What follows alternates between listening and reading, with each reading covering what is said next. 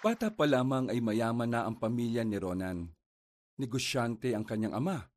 Ang nanay naman niya ay nagmamay-ari ng maraming lupain sa probinsya nila. Wala naman sanang problema sa buhay ni Ronan, kundi lang masama ang ugali ng mga magulang niya. Isang babae ang namasukan sa kanila bilang kasambahay. Minaltrato ito ng kanyang ama at ina. Pinagsamantalahan ng don. Sinasaktan ng don niya. Wala silang kalam-alam na ang kasambahay pala na si Raquel ay anak ng dating masamang albularyo. May kaalaman ng dalaga sa ilang gawain ng ama nito. Nang hindi na nito kinaya ang pang-aalipusta sa kanya, gumawa ito ng isang paraan para malagay sa alanganin ang buong lugar. Nangyanggaw ito ng tao.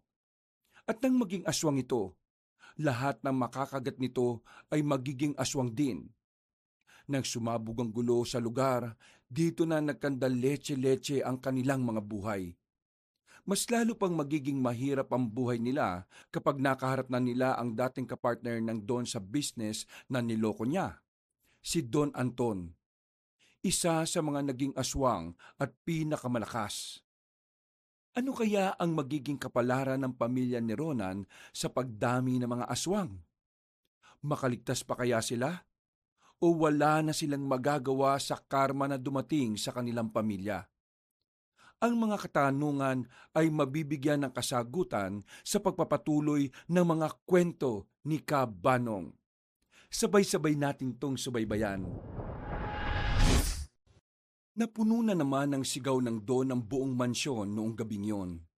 Sa halip na matutulog na sana ang binatang si Ronan, lumabas pa siya ng kanyang silid para alamin kung ano na naman ang nangyayari.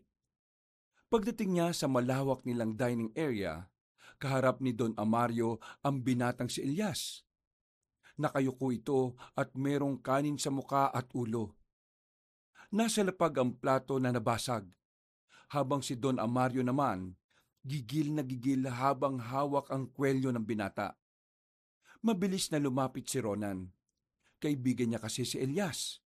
Hindi niya kakayaning makita na pati ang kaibigan niya ay ginaganon ng kanyang ama.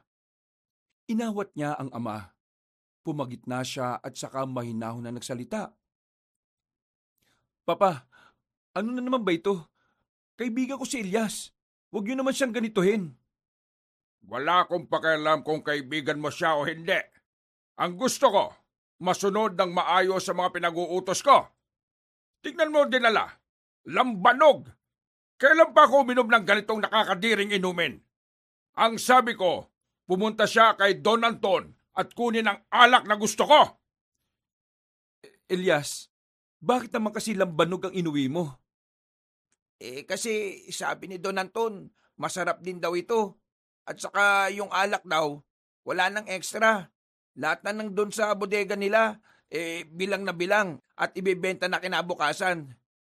Sabi niya, masarap din daw naman ang lambanog. Kaya yan ang pinadala. Tanga! Hindi mo ba naisip na magagalit ako kapag ibang dinala mo sa pag-uwi? Anong pakialam ko sa sarap niyan? Hindi nga yan ang gusto ko. Paano kung gusto kitang sapakin sa muka kasi masarap masapak kaysa mamatay? Papayag ka ba? Papa, kumalma ka. Baka mamaya may makarinig sa inyo. Makasira pa sa imahin ninyo. Nakakalimutan niyo na bang sa susunod na linggo magsisimula ka ng pumasok sa politika? Sa sinabing ito ni Ronan ay saka lamang kumalma ang Don. Tumahimik na talaga ang matandang lalaki basta imahin na niya ang pinag-uusapan. Ikaw, Elias, tinanggap kita rito kasi ang sabi mo, kailangan mo ng pera para sa mga kapatid mong nag-aaral sa Maynila. Kaya umayos ka, ha? Ayusin mo ang takbo ng utak mo. Kasi hindi habang buhay, kaya kong tiisin ang katangahan mo. Pasalamat ka, kaibigan mo ang anak ko. Kasi kung hindi, baka matagal ka ng patay. Hindi lingid sa kaalaman ni Ronan ang mga krimen na ginagawa ng kanyang ama. Marami na itong pinapatay na tao. Karamihan mga lulong sa droga, mga taong nakakaaway niya sa negosyo, at ang iba naman ay ang mga taong may nalalaman sa mga iligal niyang gawain. pati na rin mga nakikitaan niya ng pagiging hadlang sa pagkampanya niya sa politika. Nitong nakaraang buwan lang, isang konsehal ang pinatay ng Don dahil yun ang makakalaban sa eleksyon. May tuturing na halang ang kaluluwa ni Don Amario. At walang magawa ang binatang si Ronan doon. Maging siya rin kasi ay hindi naman kayang palagaan ang kanyang ama. Alisin mo na sa harap ko yan! Baka masapa ko pa yan! Dinala na lamang ni Ronan ng kanyang kaibigan sa sala. Inalis niya ang mga kanin na nagpunta sa buhok at mukha ng kaibigan. Ikaw naman kasi, alam mo namang ugali ni Papa. Sinabi ko naman sa iyo, di ba, nung una pa lang. Kaya dapat, hindi ka pumayag na lambanog ang dalhin mo pa uwi. Buti na lang dumating ako. Sinaktan ka ba? Hindi naman. Ayos lang naman ako. Mali ko rin naman kung bakit nangyari ito eh. Sa susunod, hindi na talaga ako gagawa ng sariling desisyon. Kung anong utos niya, yun ang susundin ko. Ay, nako. O sige na, maligo ka na. Matutulog na rin ako. Maaga pa ako bukas eh. Ay, siya nga pala. Pwede ka ba bukas? Marami kasi akong tatabasin na damo sa kabilang parte ng asyenda. Bakit? Bukas kasi, meron akong pupuntahan. Susunduin ko kasi yung bagong kasambahay namin na isa. Alam mo naman, di ba? Napalayas na yung si Aling Medina. Nagnakaw kasi. Buti nga, pinagbigyan na lang nila papa at mama. Okay, sige. Pwede naman ako bukas eh. Ano bang oras? Pagtapos sa mga gawain ko, siguro mga hapon o gabi na. Taga saan naman ba yung bagong kasambahay? Taga rito lang din sa probinsya natin. Pero kasi hindi niya raw alam kung paano pumunta rito. Isa pa, wala siyang perang pamasahe. O basta, bukas ha. O sige na, tutulog na ako. Umakyat na rin si Ronan sa kanyang silid. Paghiga niya sa kama, kinuha niya ang comics na pinabili lang niya sa bayan. Ang comics na yun ay tungkol sa mga aswang. Nagkaroon kasi siya ng interes sa mga ganoong nilalang mula nang managinip siya tungkol sa mga yon. Bago niya binuksan ng comics, naalala na naman niya ang mga nangyari sa panaginip niya. Nakita niya roon na malalagay daw di umano sa peligro ang buong lugar nila. Kasama na roon ay ang kanilang asyenda. Dahil panaginip lang naman yon, para sa kanya ay hindi naman yon totoo. Katwiran niya nga, laging kabaliktaran ang pangyayari sa mga panaginip. Ganoon pa man, napukaw ng panaginip na yon ang kanyang atensyon.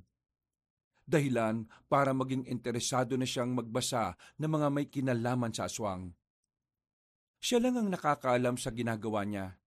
Dahil sa oras na malaman ito ng kanyang ama, siguradong malilintikan siya. Ayaw na ayaw kasi ni Don Amario na magbabasa ng kung ano-ano ang binata. Mas gusto ng Don na basahin ito ang mga librong may kinalaman sa pagnenegosyo.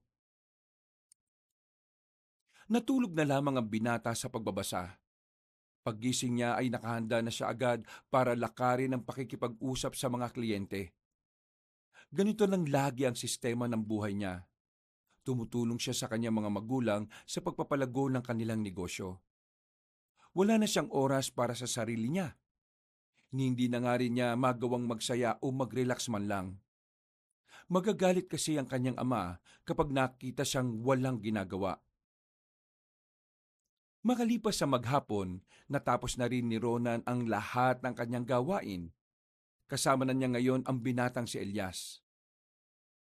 Pre, hindi naman sa nakikialam ako di ba marami kayong tauhan? Bakit hindi na lang silang sumundo kaysa ikaw? Dapat nga nagpapahinga ka na ngayon eh.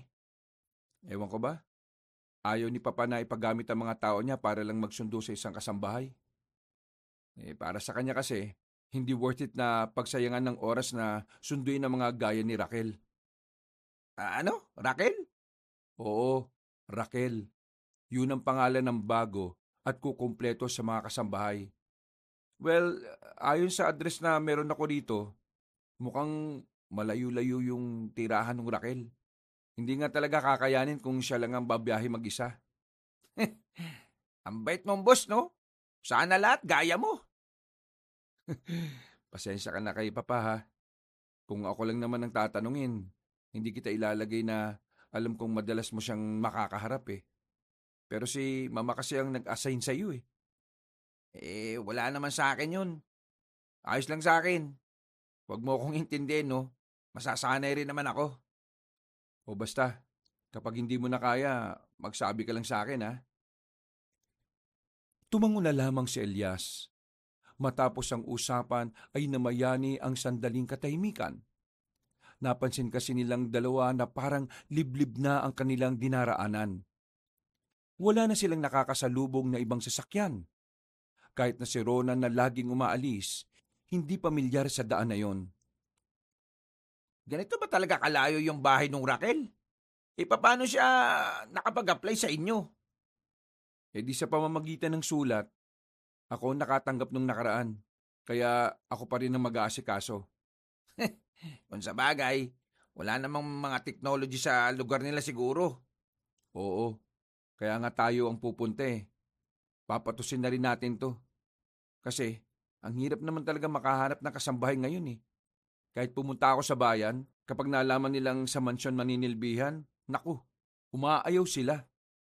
Siguro, yung mga nakalis na kasambahay, na ikukwento sa iba kung gaano kahirap manilbihan sa mga magulang mo. Oo nga, kaya nga eh. Buti na lang, hindi ka nagmana sa kanila, no? Ang sabi nga nila, kapag ang dalawang negative pinagsama, positive ang kalalabasan. Sino ba nagsabi niyan? Basta. Halos kalahating oras pa ang dumaan ay narating na rin nila ang isang barangay. Walang supply ng kuryente roon. Tanging malaking gasera lamang sa tapat ng mga pinto ng kabahayan ang nagsisilbing liwanag. Meron silang nilapitan na matandang babae. Nagtanong sila tungkol kay Raquel, pero sa halip na sumagot sa kanila, parang nababahala ang mukha ng matanda at nagmamadaling naglakad. Akala nila, natakot lang sa kanila ang matanda dahil ang tatangkad nila. Kaya naman, hindi na lang nila yun pinansin at nagpatuloy na lang sa paglalakad. Inisa-isa nilang suriin ang mga bahay na nadadaanan. May mga numero naman yon at base sa address na nakalagay sa papel, numero 13 ang bahay ng dalaga. Pambira. Hindi pala in order yung mga numero dito. Hindi mo alam kung ano ang simula at saan eh. Hayaan mo na, trip nila yan eh. Tumbukin na lang natin tong daan. Nakakaramdam sila ng pagkailang sa kung paano sila tingnan ng mga tao.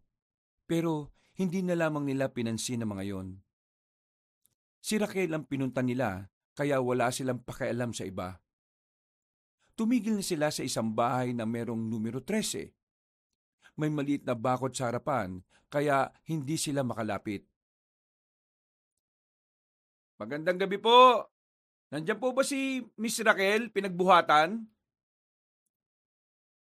Uulitin pa sana ni Rona ng kanyang pagtawag, pero bumukas agad ang bintana. Bumungad sa kanila ang magandang dalaga. Nagtataka nga silang dalawa kung bakit kasambahay ang gusto nitong pasukin.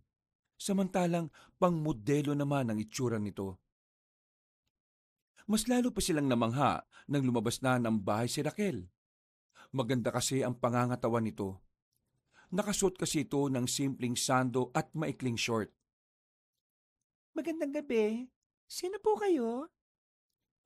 Ako si Ronan. Ito naman si Elias, ang kaibigan ko. Anak ako ni Don Amario at Doña Tanya. Di po ba nagpadala kayo ng sulat sa amin kasi gusto niyong mamasukang kasambahay? Nandito po kami para sunduin ka. Ay, naku, nakakaya. Kayo na pala yan. Hindi ko malang naihanda ang mga gamit ko. Akala ko kasi hindi ako natanggap eh. Ayos lang. Sige na, mag-impake ka na lang muna. Maghihintay na lang kami rito. Pasok po kayo rito sa bakuran ko. Maupo na lang muna kayo. Pasensya na po ulit ha. Tumango na lamang si Ronan at naupo na sila sa gilid. Habang naghihintay, hindi maiwasang mamangha ni Elias. Hindi kasi nito inakala na merong magandang babae sa ganung uri ng lugar. Pre, mukhang jackpot ka rito sa kasampay na ito, ha? Pinagsasabi mong jackpot. Kung makapagsalita to, parang may gagawin ako masama dun sa babae ah. Baliw. Hindi. Ang ibig kong sabihin na jackpot, may makikita ka na ring maganda sa mansyon. Eh kung yung dinadaldal mo dyan, binalikan mo yung sasakyan sa bungad para bantayan, di natuwa pa ako. Ito naman, ipapabantay mo din pala sa akin yung sasakyan eh. Sinama mo pa ako dito. Dito na lang ako. Napailing na lamang si Ronan. Sa kanilang paghihintay sa dalaga, patingin-tingin sila sa paligid. Nagmamasid at nakikiramdam. Para kay Ronan, nakakabagot ang manirahan sa ganong klase ng lugar. Para kasing hindi makakilala ang mga tao. Parang laging takot sa tao at higit sa lahat, napakatahimik ng lugar. Parang mga hindi marunong makihalubilo ang mga ito. Mga ilang sandali lang ay lumabas na rin ng bahay ang dalagang si Raquel. Bitbit na nito ang malaking bag. Agad namang kinuha yun ni Elias. Pasensya na talaga kung hindi ako nakapaganda. Ayos lang. O paano, babiyahin na tayo? Ayos ka na ba? Oo, ayos na ako. Pasensya na talaga ha. Lumabas na sila sa bakuran ng babae. Habang tinatahak nila ang daan, ay nagsasarado ng bintana ang mga kabahayan. Ang mga tao rin sa labas ay nagpapasukan na sa kani-kanilang mga bahay. Pagtataka ang idinulot noon para kay Ronan. Hindi niya kasi alam kung hindi lang talaga sanay ang mga tao o sadyang may kakaiba silang dahilan. Nang makarating na sila ng sasakyan, hindi na rin napigilan ni Ronan ng sarili na magtanong sa dalaga. Kanina pa kasi siya binabagabag ng mga nasa isipan niya. Raquel, matanong ko lang yung mga tao ba rito sa inyo hindi sanay na may dayo? Tungkol sa mga kalugar ko, opo, hindi sila sanay. Dati kasi nagkaroon ng isang pangyayari kaya lahat dito sa amin parang nagkaroon ng trauma. Anong nangyari? May dayo, tapos ng gulo sa amin. May mga baril sila kaya walang nagawa ang mga tao. Ah, katanggap-tanggap naman pala yung dahilan nila. Kahit naman siguro sino matotroma. Pasalamat na lang tayo at hindi nila tayo sinaktan. Raquel, aware ka naman siguro sa papasukan mong trabaho, di ba? Opo, sa katunayan, ito na yung pangalawang beses na mamamasukan ako bilang kasambahay. Ano nangyari dun sa una? Napalayas po ako eh. Kasi nagkagusto po sa akin yung amo kong lalaki.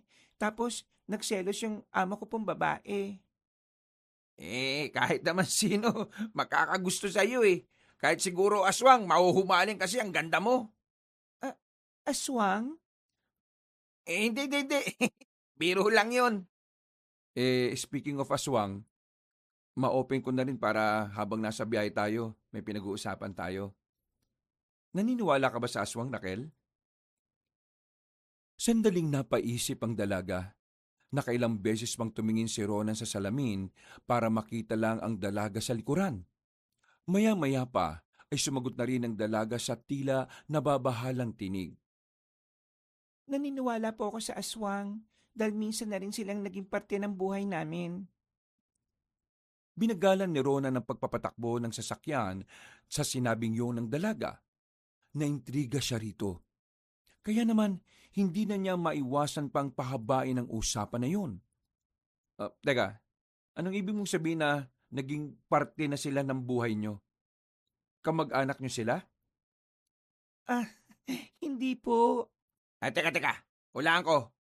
Kainuman sila ng papa mo, no? Naging kalaban sila ng papa ko. Ha? Ano ba ang papa mo? Isang albularyo. Namatay ang papa ko dahil sa mga aswang. Ay, nako, pasensya ka na. Naalala mo patuloy yung bagay na yan.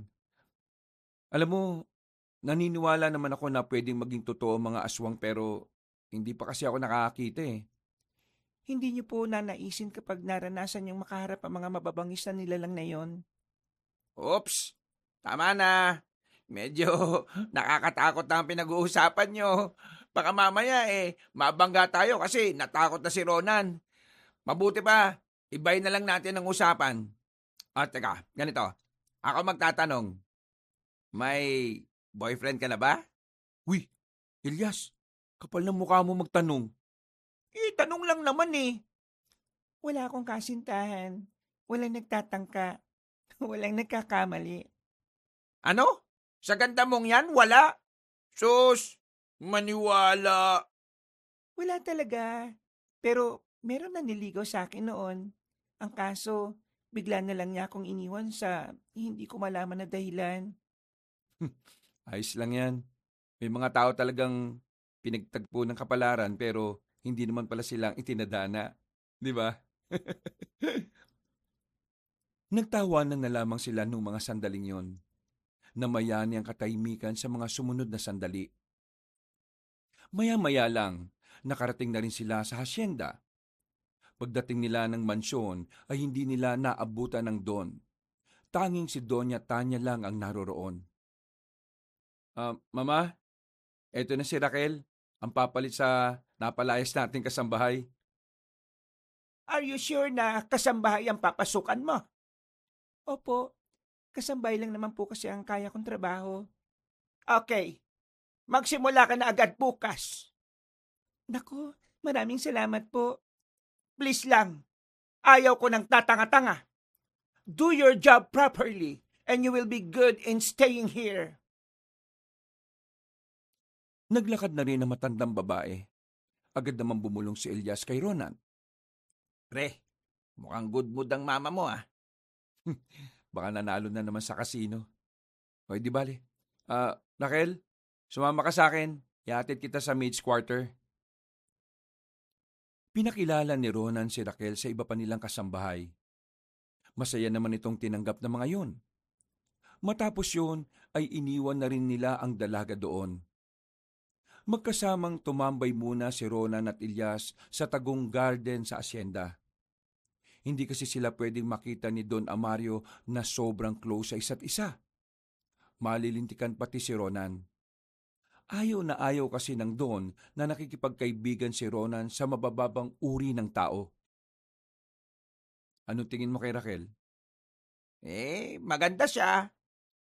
Ang ibig kong sabihin kung okay ba siya, kung mapagkakatiwalaan ba. Ha? Mukha naman siyang okay, no?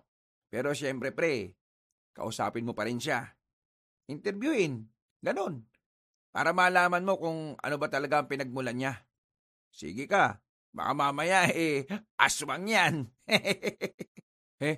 Tumigil ka nga. Ang layo naman niya sa mukha ng aswang, no? Kita mo naman kung gaano kaganda, di ba? Kutis anghel.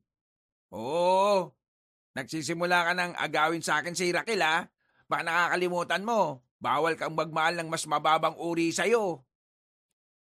Napakamot na lamang sa ulo si Ronan nang maalala ang patakaran ng kanyang ama. Yun ang dahilan kung bakit hanggang ngayon wala pa siyang nakikitang babae para sa kanya. Lahat kasi ng nirereto sa kanyang babae, masasama ang ugali. Lahat naman na nakikita niyang mabubuti, hindi naman niya kalibel ang antas ng pamumuhay.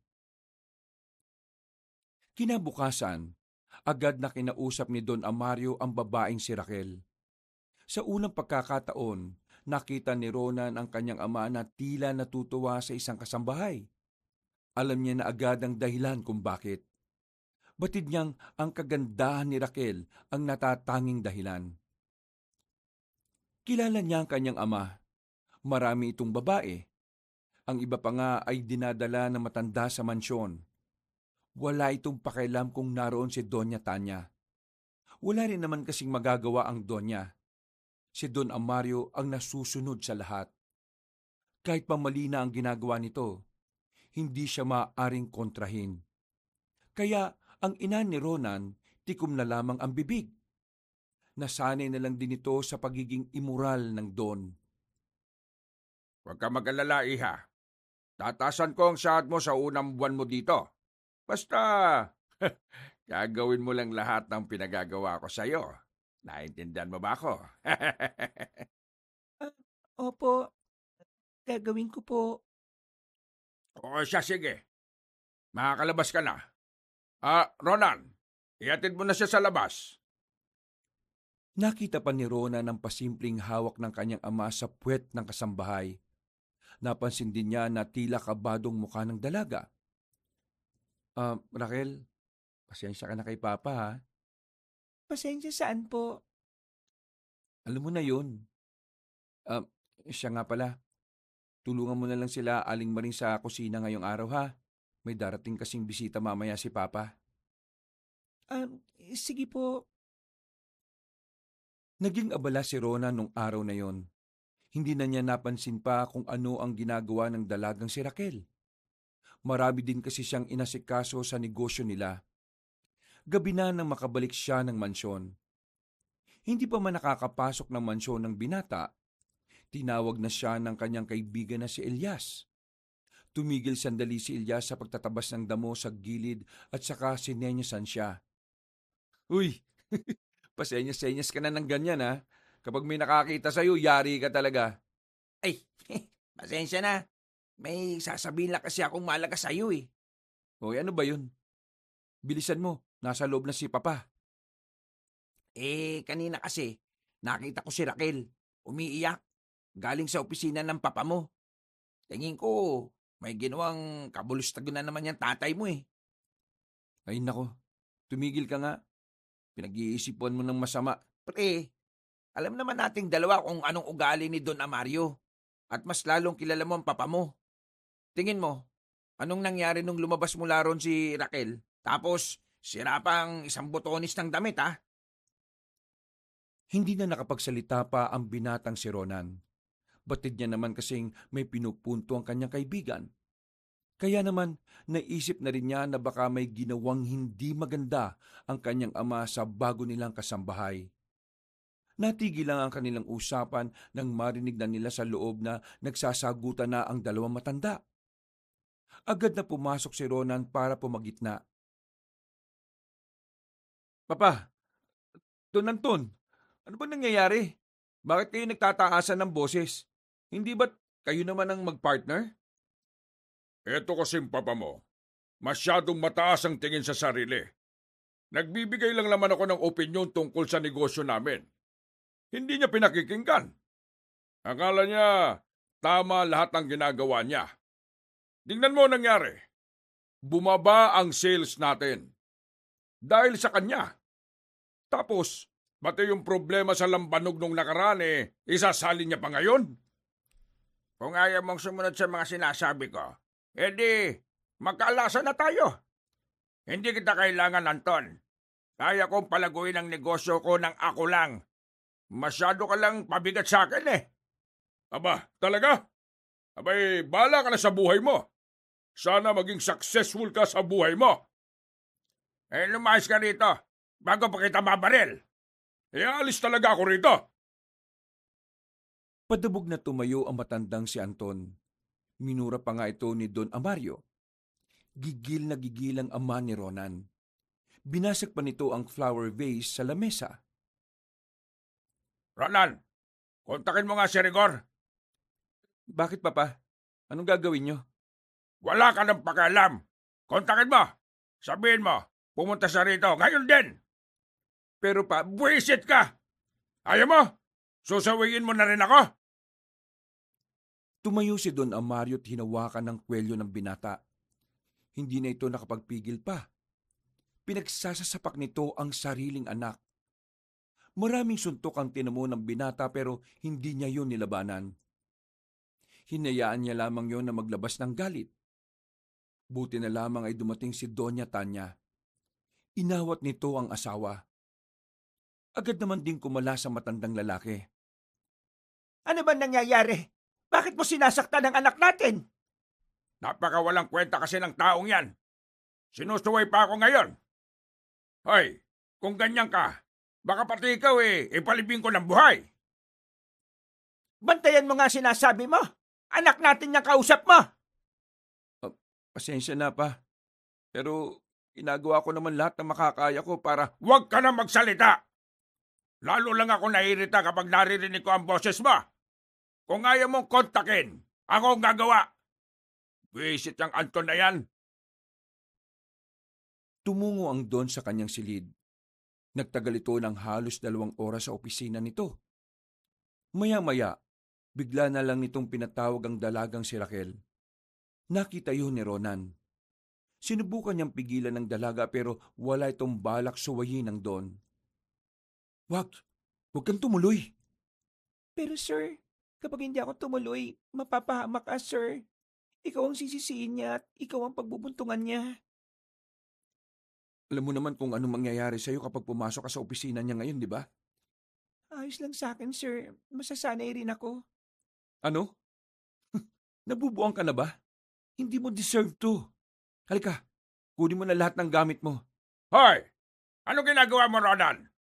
Talaga bang sinusuway mo ako? Papa, wag ho si Raquel. Mabuting babae ito. Wala siyang ginagawang pagbabay-ari ko na ang babaeng yan. Mula nang pumasok siya rito sa mansyon na ito. Kaya manahimik ka. At baka ikaw pagbuntunan ko ng galit. Sumenyas ang Don sa mga tauhan nito. Agad-agad din namang lumapit ang mga yon. Dalhin niyo ang babaeng yan sa sasakyan. Sir, saan niyo po ako dadalhin? Akala ko ba sa opisina niyo lang? Manahimik ka. Wala kang karapatang magtanong.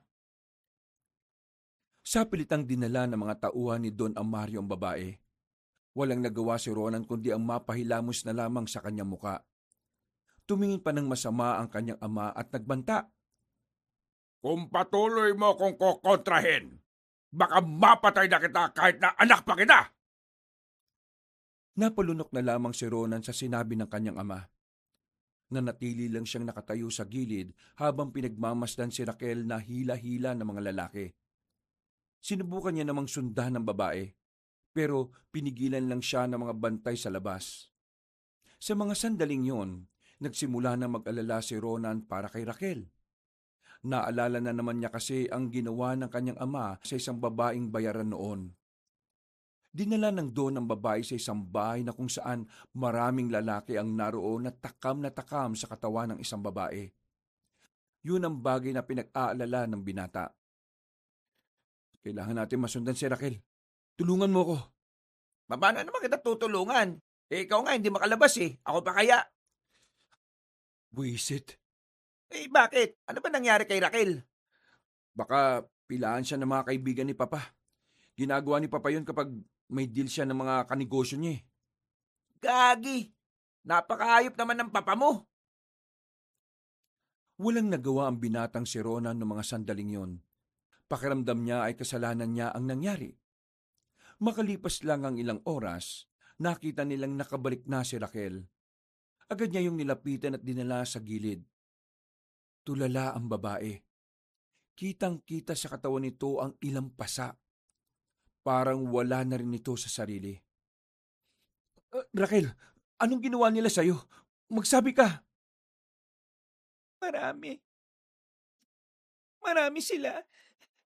Isa-isa sila. Pero sa uli, ang papa mo, mga demonyo, mga dyablo. Pinagsaluan nila ang pagka-inosente ko. Mga dyablo sila. Tumulo ang luha ng babae pero nanatili itong tahimik. Marang naglakad patungo sa loob ng mansyon. Nanlambot na lamang si Ronan ng mga sandaling yon. Hindi niya matanggap na pati ang inosenteng babae na si Raquel ay pinagsamantalahan ng kanyang ama. Galit na galit si Ronan, pero masaklap ay wala naman siyang magawa. Iniisip niya rin kasi ang kapakanan niya at ng kanyang ina. Natagpuan na lamang niya ang kanyang sarili na nakahiga na sa kama. Tulala rin si Ronan na nakatingin sa kisame. Hindi siya pinatulog ng mga pangyayari. Kinabukasan, dakong 8:00 na siya lumabas ng silid. Agad niyang hinanap si Raquel sa mansyon, pero hindi na niya yon makita pa. Ang sabi ng ibang maid ay hindi raw yon pumasok sa quarter nila. Noong mga sandaling yon, nag-alala na naman si Ronan para sa dalaga. Agad niyang hinanap si Elias. Isinama niya ito para hanapin si Raquel. Pero sa kasamaang palad, wala silang nakita. Hapon na sila nang nakabalik ng mansyon. Bagsak ang kanilang balikat dahil sa pagkadismaya. Pero nang pumasok na sila ng mansyon, nagtaka sila dahil nakita nilang nasa loob na ng mansyon ng dalaga. Napapangiti pa ito nang tumingin sa kanila na parabang walang nangyari. "Oh, saan ka ba galing? Maghapon kaming naganap sa'yo." Sa pastulan ng mga kambing, nagpalamig lang ako habang ginagawa ko itong inumin na ito. Pinakita ng dalaga ang isang bote na may laman na kulay berdeng likido. Nagtaka naman ng binata kung anong klaseng inumin ang hawak nito. Para saan ba yan? Para sa mga kasama ko, ipapainom ko sa kanila. Gawa ito sa dalandan. Nakakapagpaganda ng kutis. Epektibo ito. Ito ang gamit ko, kaya lang makinis na ang balat ko eh. Wala naman akong problema sa inumin na yan. Ang inaalala ko, ikaw. Bakit parang okay ka na? Parang wala lang ang nangyari para sa'yo. Kailangan ko pong makalimot kagad. Kailangan ko pong mabuhay. Kailangan ko pong magtiis. Kaya kung ano man ang nangyari, kailangan ko pa rin magpatuloy.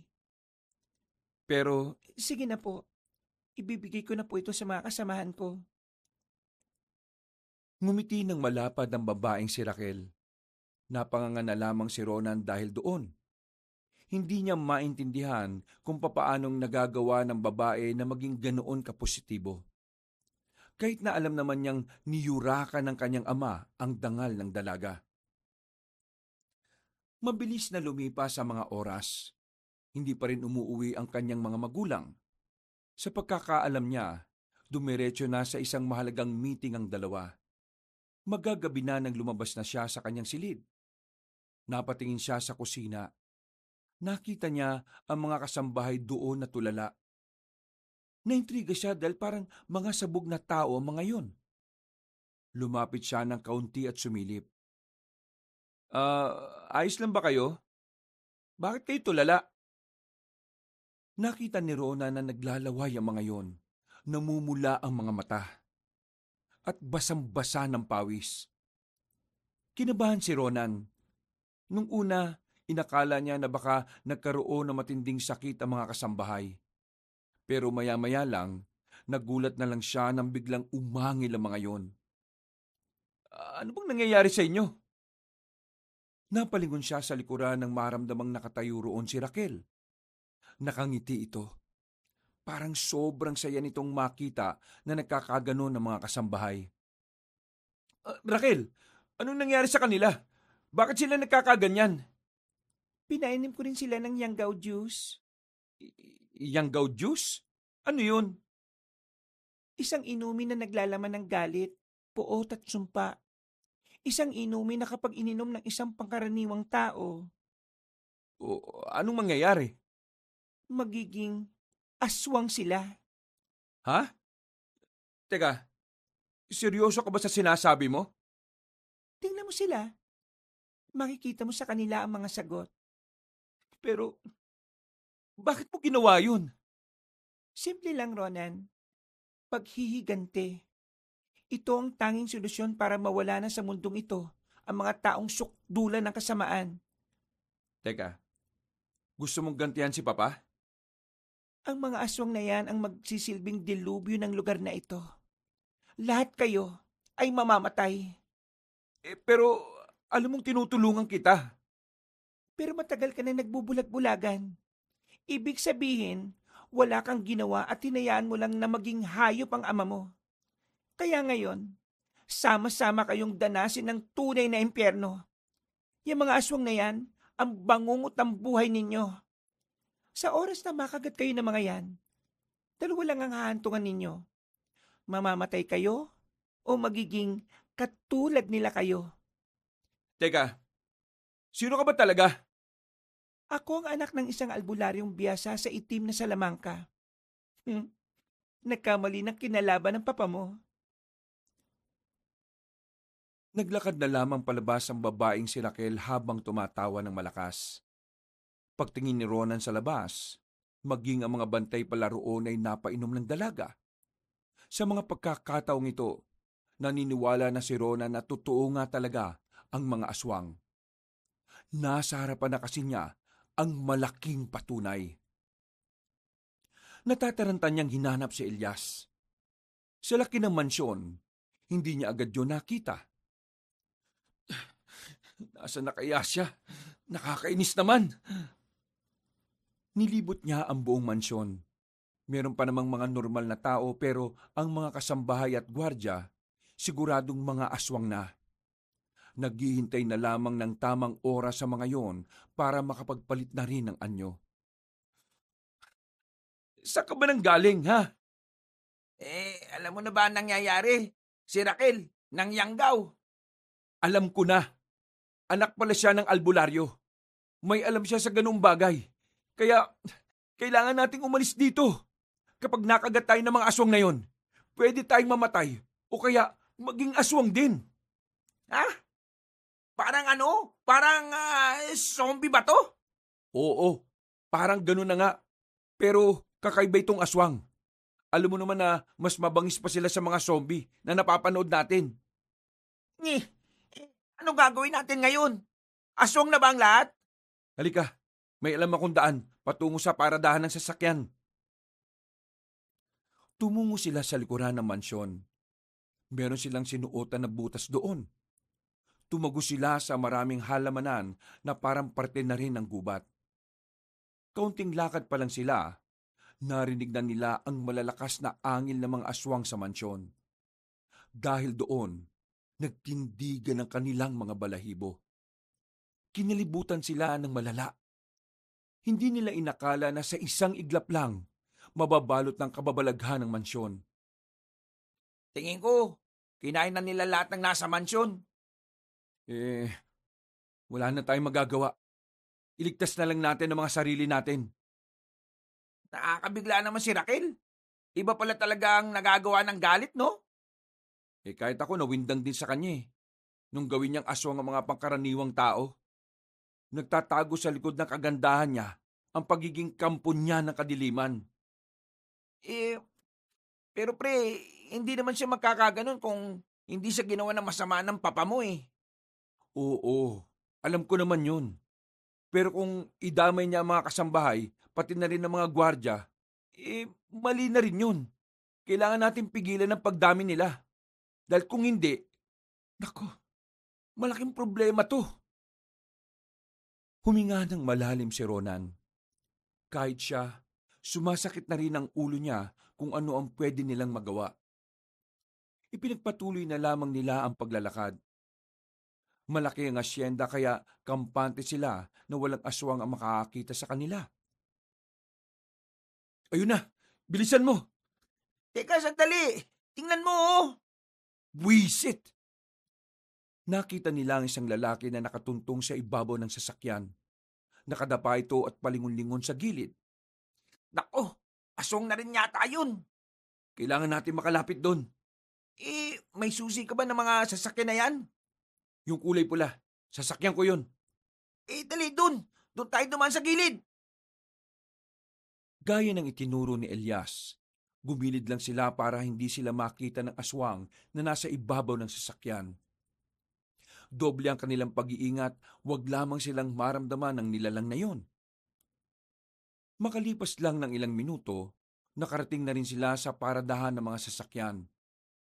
Abot kamay na nila ang pulang sasakyan. Gumapang sila palapit doon. Pero laking gulat nila nang biglang nasa harapan na nila ang lalaking aswang. Dahil sa poste ng ilaw, nakita nila ang mukha ng nilalang. Matatalas ang ngipin nito. Mahaba rin ang kuko. At ang mga mata nito ay pulang-pula. Ha? Nako! Biglang lumundag kay Elias ang lalaking aswang. Pilit nitong inaabot ng kagat ang kanyang liig. Buti na lamang ay nakadampot ng bato si Ronan. Pinalo niya sa ulo ang aswang. Dahil doon, nahila na niya si Elias patayo. Ang aswang naman ay sandaling nakaramdam ng pagkahilo. Papasok na sana si Ronan sa loob nang biglang mahawakan siya ng lalaking aswang sa paa. Akmang kakagatin na siya nito, pero binato ni Elias ng sapatos sa mukha ang aswang. Nang mabitiwan ng aswang si Ronan, wala itong sinayang na pagkakataon. Pinaandar na kagad niya ang sasakyan. Naiwan naman nila ang aswang na yon. Pero pagdating nila sa gate ng asyenda, napatigil sila nang makitang may nakaharang na 4 na gwardya. Grabe! Ganun kabilis na naging aswang ang mga ito rito? Sabi mo, di ba kapag kinagat sila, nagiging aswang na sila? Yun ang sinabi ni Raquel. Pero Elias, humanda ka. Huwag mong sabihing babanggain mo ang mga yan. Biglang pinarurot ni Rona ng sasakyan. Sasagasaan niya ang 4 na aswang, pero naggulat sila nang lumundag lang yon ng mataas. 2 sa mga yon ay nakakapit sa bubungan nila. Binasag ang salamin sa bandang likuran. Elias, sapakin mo! Ha? Sapakin? Nako, baka makagat ako niyan, no? Kapag hindi mo sinapak yan, makakapasok yan dito. Baka nga maging aswang din ako. Marunong ka bang magmaneho? Ako dyan. Hindi ako marunong magmaneho. Ay nako, bisit ka talaga oh. Nagpreno na lamang ng malakas si Ronan. Tumilapo ng 2 aswang sa harapan. Nang makabuelo ay sinagasaan niya rin yon. Pero bumangon lang ulit ang aswang. At sa pagkakataong yon, hindi na nakahabol ang mga aswang dahil sa panghihina nila. Buhay pa rin sila kahit na sinagasaan? Pambira naman, oh. Hindi pa natin alam kung anong mabisang pangontra sa kanila. Sa ngayon, kailangan na muna natin iligtas ang sarili natin. Nakahinga na rin sila ng maluwag na makalayo na rin sila sa asyenda. Hindi nila alam kung saan sila pupunta. Ang nasa isip lang nila ay makalayo at ang makaiwas sa panganib na dala ng mga aswang. Nang may madaanan silang isang barangay, tumigil sila sa gilid. Albularyo. Kailangan natin makahanap ng albularyo. Base sa comics na binabasa ko, albularyo lang talaga makakatalo sa mga aswang. Bakit? May superpowers ba mga albularyo? Hindi ko alam. Pero may mga tinatawag silang anting-anting. Baka matulungan nila tayo. Dito sa barangay na ito, tingnan natin kung may albularyo. Tiningnan na muna nila ang paligid bago sila bumaba. Nang makita nilang wala namang aswang, kampante silang lumabas ng sasakyan. Pagpasok nila sa lugar na yon, nagtanong agad sila sa isang matandang lalaki na nakita nila sa gilid. Magandang gabi po. Pasensya na po sa abala. Magtatanong lang po kami. Meron po ba kayong kilala na albularyo? Tumigil ang matandang lalaki sa ginagawa nito at tumingin ng seryoso sa kanila. Hindi ito nagsasalita, pero itinuro lang na matanda ang direksyon. Matapos magpasalamat, diretso lang silang naglakad. Ilang minuto lang ay nakarating na rin sila sa tapat ng isang bakuran. May nakita silang binata at batang lalaki doon. Nasa harapan ng salangan at parang may inilalaga sila. Napatingin sa kanila ang binata at batang lalaki. Tumigil yon at lumapit sa kanila. Sino kayo? At anong kailangan nyo? Ako si Ronan. Ito naman si Elias. Nandito kami para humingi sana ng tulong. May albularyo ba na nakatira dito? O anong kailangan mo sa albularyo? Okay lang ba na sagutin mo muna yung unang tanong bago ka magtanong? Kayo ang may kailangan. Kayo ang mag-adjust. Anong kailangan nyo sa albularyo? Ganito kasi no. May kasambahay kaming bago. Tapos, itong kasambahay namin, nagawan siya ng masama ng tatay ko. Tapos, nagiganti siya. Meron siyang pinainom na kulay green na tubig eh. Sabi niya, yanggaw juice daw ang tawag doon. Pinainom niya yung mga kapwa niya kasambahay, pati na rin yung mga gwardiya namin. Tapos, nagulat na lang kami. Naglalaway na yung mga yun. Sabi ng kasambahay namin, naging aswang na raw ang mga yun. Ang kinatatakot ko lang ay ang sinabi niya. Kung sino raw ang makagat ng aswang, pwedeng mamatay, pero pwede rin maging aswang din. Sa sinabing yun ni Ronan, nakita niya ang pagbabago ng reaksyon ng lalaking kaharap niya. Binuksan nito ang kahoy na gate at sinenyasan silang pumasok. Sumunod naman sila at naupo sa gilid ng salangan. Sinasabi niyong isang yanggaw ang nangyari at ang makakagat ng biktima magiging panibagong aswang? Pwede ko bang malaman kung sino o ano ang pangalan ng taong gumawa nun? Siya si Raquel. Sinundo namin siya sa isang liblib na lugar na kahit supply ng kuryente wala. Ang sabi niya sa amin, anak daw siya ng isang itim na albularyo na biyasa sa paggamit ng itim na mahika. Kaya siguro may alam din siya. Nagkatinginan ng binata at ang batang lalaki. Para bang nag-uusap ang dalawa, gamit lang ang kanilang tinginan. Nasan ba yung albularyo? Kaming dalawa ang hinahanap niyo. Ako si Odong at itong pinsan ko naman ay si Sebastian. Kayo yung albularyo? Sigurado ba kayo? O bakit? Iniisip mo ba na ang mga albularyo ay lagi matatanda? Ha? Oo. Parang gano'n na nga. Kami ang kinikilalang albularyo sa lugar na ito. Kaya kami ang makakatulong sa inyo. Eto, sure na bata lang to? Ano bang mahalaga sa inyo? Ang edad namin o ang aswang na nag-aasik ng lagim sa inyo? Teka, pasensya ka na sa kasama ko kasi makulit lang talaga yan. Pero matutulungan niyo ba kami sa problema namin? Nag-aalala kasi ako na baka yung mga aswang na naroon ay lumabas na ng asyenda. Tapos bigla na lang silang magasik ng lagim sa ibang lugar. Padami sila ng padami kung ganun nga ang mangyayari.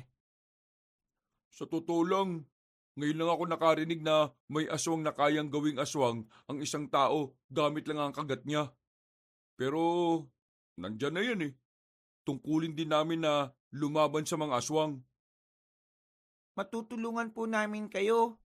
Dalhin nyo kami sa asyenda na sinasabi ninyo. Hindi ba parang delikado? Baka mamaya ang dami ng aswang doon. Kailangan namin makaharap ang mga aswang na yun para malaman namin kung anong uri sila. O siya, sige. Sasamahan namin kayo pabalik. Pero ito lang ang masasabi ko Hindi ko sigurado kung anong may tutulong namin kapag naglaban-laban na kayo. Baka manood lang kami.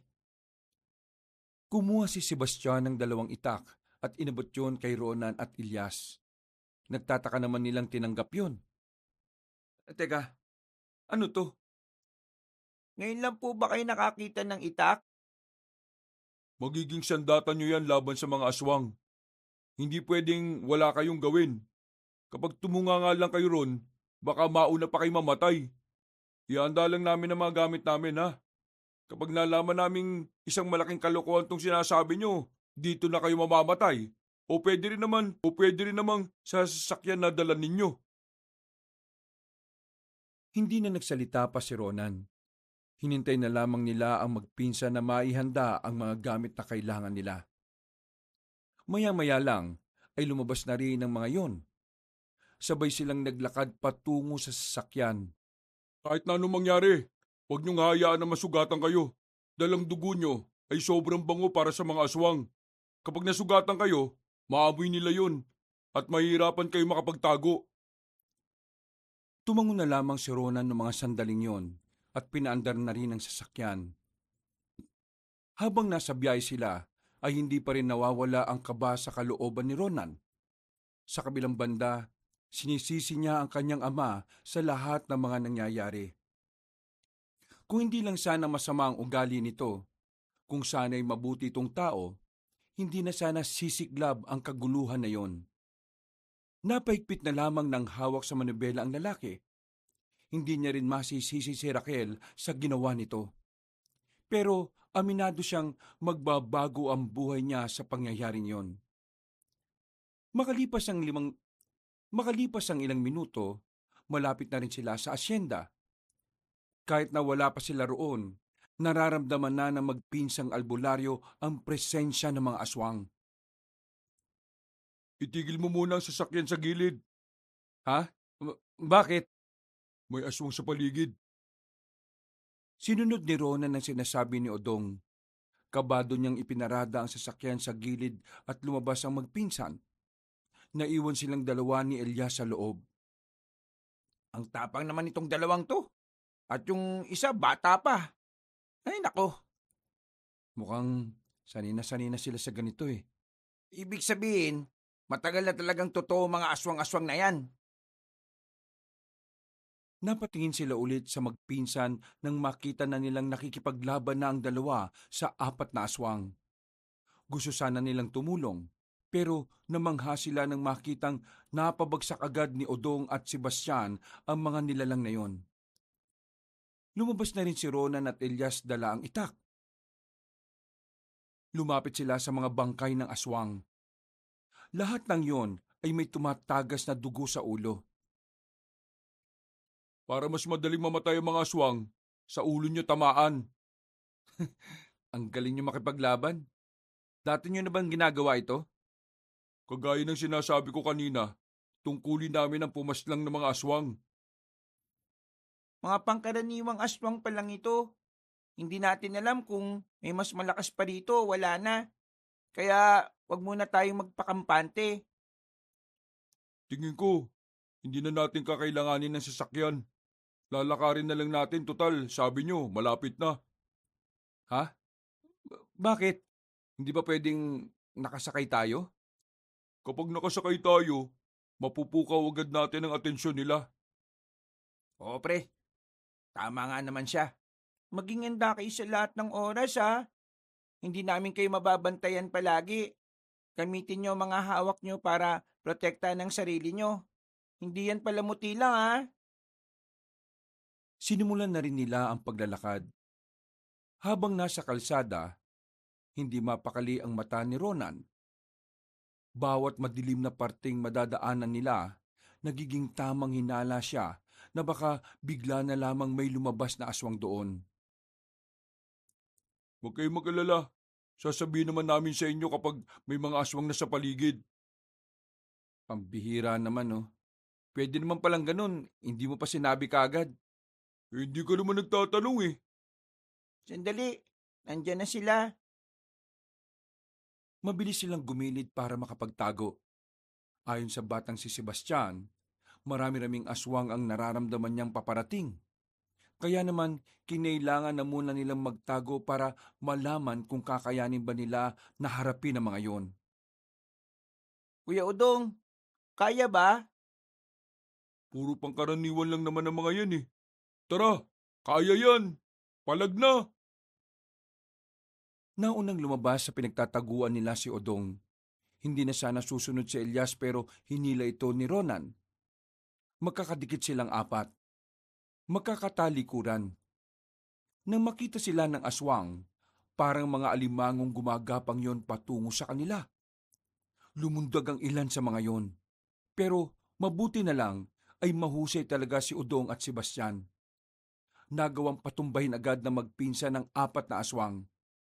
Habang ang magkaibigang Ronan at Elias ay wala pa ring naiambag. Walang mangyayari sa buhay ninyo kung palagi lang kayong naduduwag. Isipin nyo na lang na kapag pati kami ay naging aswang, siguradong tapos na ang buhay ninyo kung nakangangal lang kayo. Oo na, tatapangan na namin. Naninibago lang kami sa mga nangyayari. Kanina lang kasi tulog ako. Paggising ko ganito na. Wala na tayong panahon para magreklamo.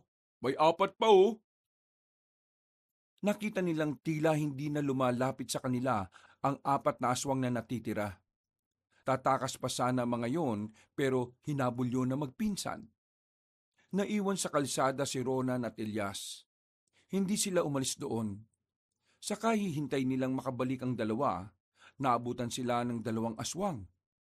Pamilya kay Ronan ng 2 aswang na yon. Isa roon ay ang kanilang gwardya at ang isa naman ay ang nag-aalaga ng mga kambing nila. Mang Andoy, Mang Nolan, nakikilala niyo naman po ako, di ba? Ako ito, si Ronan. Kasama ko si Elias. Huwag niyo kaming kakagatin, ha? Nakikilala ko kayo pero hindi ko kayang pigilan ng gutom. Biglang umatake ang dalawang matanda. Nataranta ang magkaibigan at hindi nila alam ang kanilang gagawin. Takbo lang sila ng takbo. Habang ang dalawang aswang naman ay sige lang sa paggapang. Sa kasamaang palad, bigla pang nadapa si Elias. Hindi yung kayang iwan ni Ronan kaya agad niya itong binalikan. Pero naabutan na sila ng aswang. Munti ka na siyang makalmot, pero mabuti na lang ay nakailag siya. Nung mga sandaling yon, sinubukan na ni Ronan na alisin ang takot sa kalooban niya. Naisipan niyang kailangan na niyang maging matapang dahil kung hindi, siguradong mas mauuna pa silang mawala sa mundo kaysa sa mga aswang. Tinaga ni Ronan ng isang matanda nang subukan nitong gumapang. Tinamaan niya yon sa liig. Sumubsob yon sa semento. Habang ang isang aswang naman ay gigil na lumapit sa kanila. Tumayo ka na dyan! Pambira ka naman, oh! Biglang tumalo ng isang aswang. Pumaibabaw to kay Ronan. Buti na lang ay naglakas loob na rin si Elias ng mga sandaling yon. Tinaganan niya sa ulo ang aswang. At dahil dito, agad itong nalagutan ng hininga. Humihinga pa ang isang aswang sa gilid habang nakahawak ito sa gilid na may tagas ng dugo. Nilapitan yun ni Ronan. Oo, anong gagawin mo? Tatapusin na ang buhay nitong aswang na ito. Pero si Mang Andoy yan eh. Hindi na si Mang Andoy yan. Isa na siyang nilalang na magiging salot sa lipunan. Kaya kailangan na niya mawala. Mang Andoy, pasensya ka na pero kailangan namin itong gawin. Pumikit na lamang si Elias nang tagain ni Ronan sa ulo ang matandang aswang. Bumuntong hininga na lamang din si Ronan. Kahit kasi kinaya niyang gawin yon sa matanda, hindi may kakailan na masakit din sa kalooban niya ang ginawa niya. Madalas niya kasing nakakausap si Mang Andoy noon, pero wala na siyang magagawa. Kaysa sila ang mapaslang na matanda, ililigtas na nila ang kanilang sarili. Ang pangyayaring yun ay nag-iwan ng isang nakakalungkot na kaisipan sa kanilang dalawa. Bigla na lamang pumasok sa isipan ni Ronan na kung sakaling ang kanyang mga magulang ang makalaban nila, ano ang gagawin niya sa mga oras na yon? Ano? Handa ka bang gawin yan sa mga taong minamahal mo? Sakaling maging aswang din sila? Kung ano makakabuti sa lahat hindi yun ang gagawin natin. Paano kapag ako nakagat at naging aswang? Papatayin mo ba ako? Nako, tigilan mo na nga yung kakatanong ng ganyan. Baka mamaya mangyari pa yan, sige ka. Bumalik sila sa kanilang pinanggalingan at naabutan nilang naroon na si Odong at si Sebastian. Walang kagalos-galos ang dalawa. Tila ba hindi nahirapan ng magpinsan sa mga kinakalaban nila. Nakakapagsalita ang mga aswang. May emosyon. Nakakaintindi sila. Pero dahil sa labis na kagutuman na nararamdaman nila, doon sila parang mababaliw. Mas lamang ang utak ng isang aswang kaysa sa utak ng isang tao. Kaya mahihirapan tayo nito. Maaring matalinong ibang aswang na makakalaban natin. Kaya kailangan natin mag-triple ng ingat. Wala po ba kayong kagat? Ha? Wala naman. Kayo? Wala rin po. Hindi nga sila nakadampi sa amin eh. Itong kasunduan natin Sa oras na isa sa atin ang makagat ng mga aswang, wala nang paliwanagan pa. Papaslangin kagad natin yon. Nga? Sigurado ka ba? Paano kung yung batang yan ang naging aswang? Di papaslangin ko rin siya. Wala pa kaming alam na lunas sa mga nangyayari ngayon. Kaya ang pagpaslang lang ang pinakamalapit na lunas para malabanan natin ito. Kakaibang problema to. Ngayon lang din namin ito naranasan. Isang malalim na paghinga ang pinakawala ng lalaking si Odong. Nang magsimula na rin itong maglakad, ay sumunod na rin sila. Sa kanilang pagpapatuloy, mas lalong tumataas ang level ng kanilang kaba. Hanggang sa tuluyan na nga nilang natanaw ang malaking gate ng asyenda. Nakabukas na yun at meron ding isang sasakyan na nakabukas sa mga pintuan. Lalong kinabahan si Rona nang makilala niya na sasakyan yun ng kanyang ina at ama. Sa gilid ng sasakyan, nakita niya ang mga tauhan nila. Nakahandusay at wala ng buhay. Sandali lang. Huwag tayong lalapit. Baka maging aswang ang mga yan. Hindi, patay na talaga sila. Ang mga biktima na kinain ng laman loob ng mga aswang, mamamatay kagad. Pero kung makakagat lang sila, yun ang maaaring maging aswang. Kinakabahan ako para sa mga magulang ko. Baka mamaya, nasa panganib na sila. Hayaan mo na sila. Masasama naman ang ugali nila eh. Tol, mga magulang ko pa rin sila. Baliw ka ba? Mga magulang na wala namang pakialam sa anak. At ang iniisip lang ang makapagpayaman. Masasama pa ang mga ugali. Bantay mga sinasabi mo, pre. Grabe ka naman. Oo, tumigil na nga kayong dalawa. Sa ginagawa nyo, mas lalo tayong maririnig ng mga aswang eh. Buti sana kung kayo lang ang kakainin. Mamaya na lang kayo magsuntukan kapag nakalis na tayo dito. O paano? Papasok na tayo sa mansyon. Baka may natitira pang tao dun eh. Kailangan din nating ubusin ang mga aswang dito para hindi na makapagparami pa. Nagmamadali silang makapasok sa loob. Dumaan sila sa mga nakaparadang sasakyan sa gilid. Malayo-layo pa bago sila tuluyang makarating sa mansyon. Kaya naman, dahan-dahan lang ang kanilang pagkilos. Natatanong niyo ba yung paliko na yan? Diyan tayo papasok. Ang kaso, hindi natin alam kung may mga nakaabang dyan. Ano bang nararamdaman niyo? Nahihirapan na akong maramdaman kung may aswang o wala. Ibang uri kasi sila kahit na pangkaraniwan lang sila. Ako muna lalapit. Sakaling may mga aswang doon, babalik ako dito. Kaya dito muna kayo. Naglakas loob na lamang si Odong, habang si Larona naman ay nakatago lang sa halamanan. Nakita nilang sumenyas na si Odong para makalapit sila. Pero paglabas nila ng pinagtataguan nila, bigla nilang nakasalubong ang mga kasambahay na naging aswang na rin. Pambira! Si Aling Maring, si Pepang, si Jonah, si Luming, at iba pa! Papatayin ba natin ang mga yan? Malamang, aswang na yung mga yan eh. Hindi po. Hindi natin sila lalabanan. Mauna kayong dalawa. Sumunod kayo kay Kuya Udong. Sige na, sundin niyo na lang po ko. O ayan, nasigawan ka patuloy ng bata. Hinila na ni Rona ng binatang si Elias at saka dali-dali silang umalis. Naiwan si Sebastian na tinarap ang mga kasambahay na aswang. Nang haatake na sana ang mga yon, may kung anong bagay ang inilabas ng batang si Sebastian. Sumabog yon sa harapan ng mga aswang. Lumika ito ng makapal na usok, dahilan para pansamantalang hindi makakita ang mga aswang. Dahil doon, ay nakasunod na rin si Sebastian sa kanila. Muli silang gumilid ng matanaw na nila ang mansyon. Hanep, ang galing mo talaga ha. Kaya nyo rin pong gawin yun. Basta gagamit lang kayo ng kaunting utak. Sus, yabang. Oh, huwag kayo maingay. Sandali silang nagmasid doon. Wala silang nakikitang aswang sa labas. Pero nababahala sila na baka nasa loob ang mga yon. Bukod kasi sa mga kasambahay, marami-rami pa rin ang mga tauhan doon. Naroon ang mga gwardya, mga hardinero at ilang pang tauhan ni Don Amario. Sandali, may naisip akong paraan para mapalabas sa mga aswang na nasa loob kung meron man. Bakit pa kasi tayo nagpunta rito? Dapat tumakas na lang tayo eh. Kailangan natin paslangin ang mga aswang at kailangan natin malaman kung wala na bang natitirang tao na pwede nating iligtas. Kaya Elias, kung wala kang naiisip na paraan, pwede ba manahimik ka na muna? Di manahimik.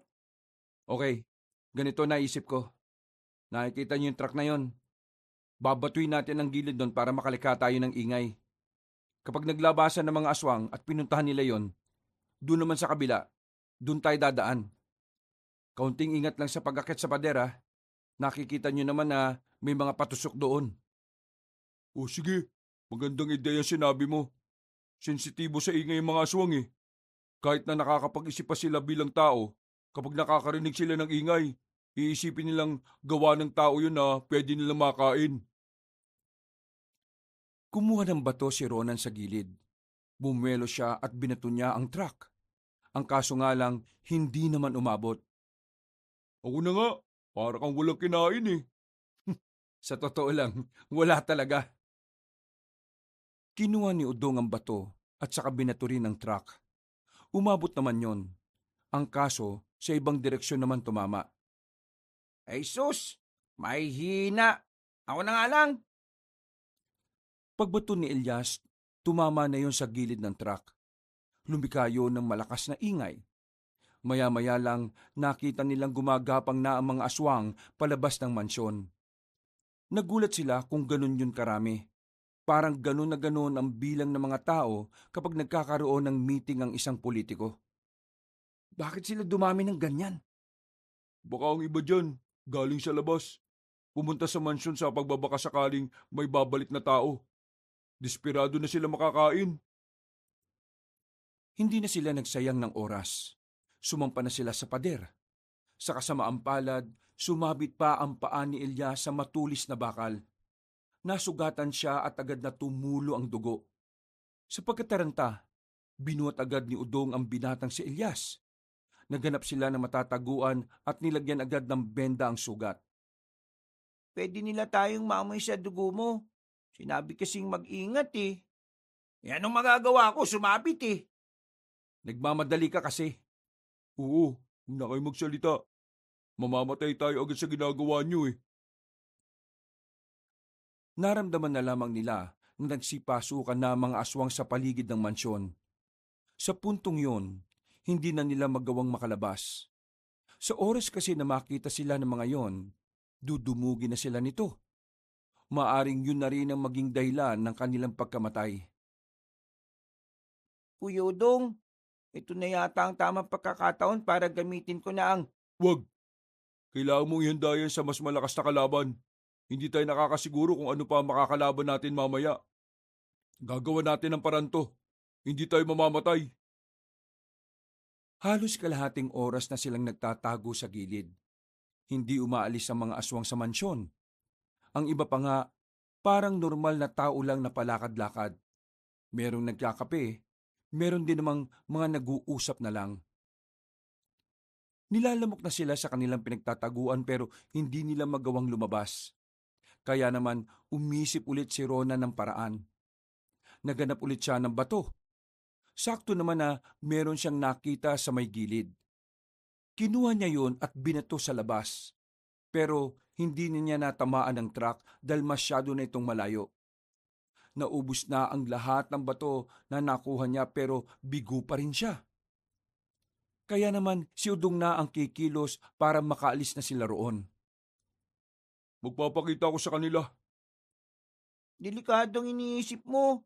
Masyado silang marami. May naisip akong paraan. Kung di kaya, wag ipilit ha. Baka ikamatay mo pa yan, pre. Akong bala. Kaya ko sila. Natigil ang sinasabi ni Udong nang may marinig silang tinig ng isang matandang lalaki.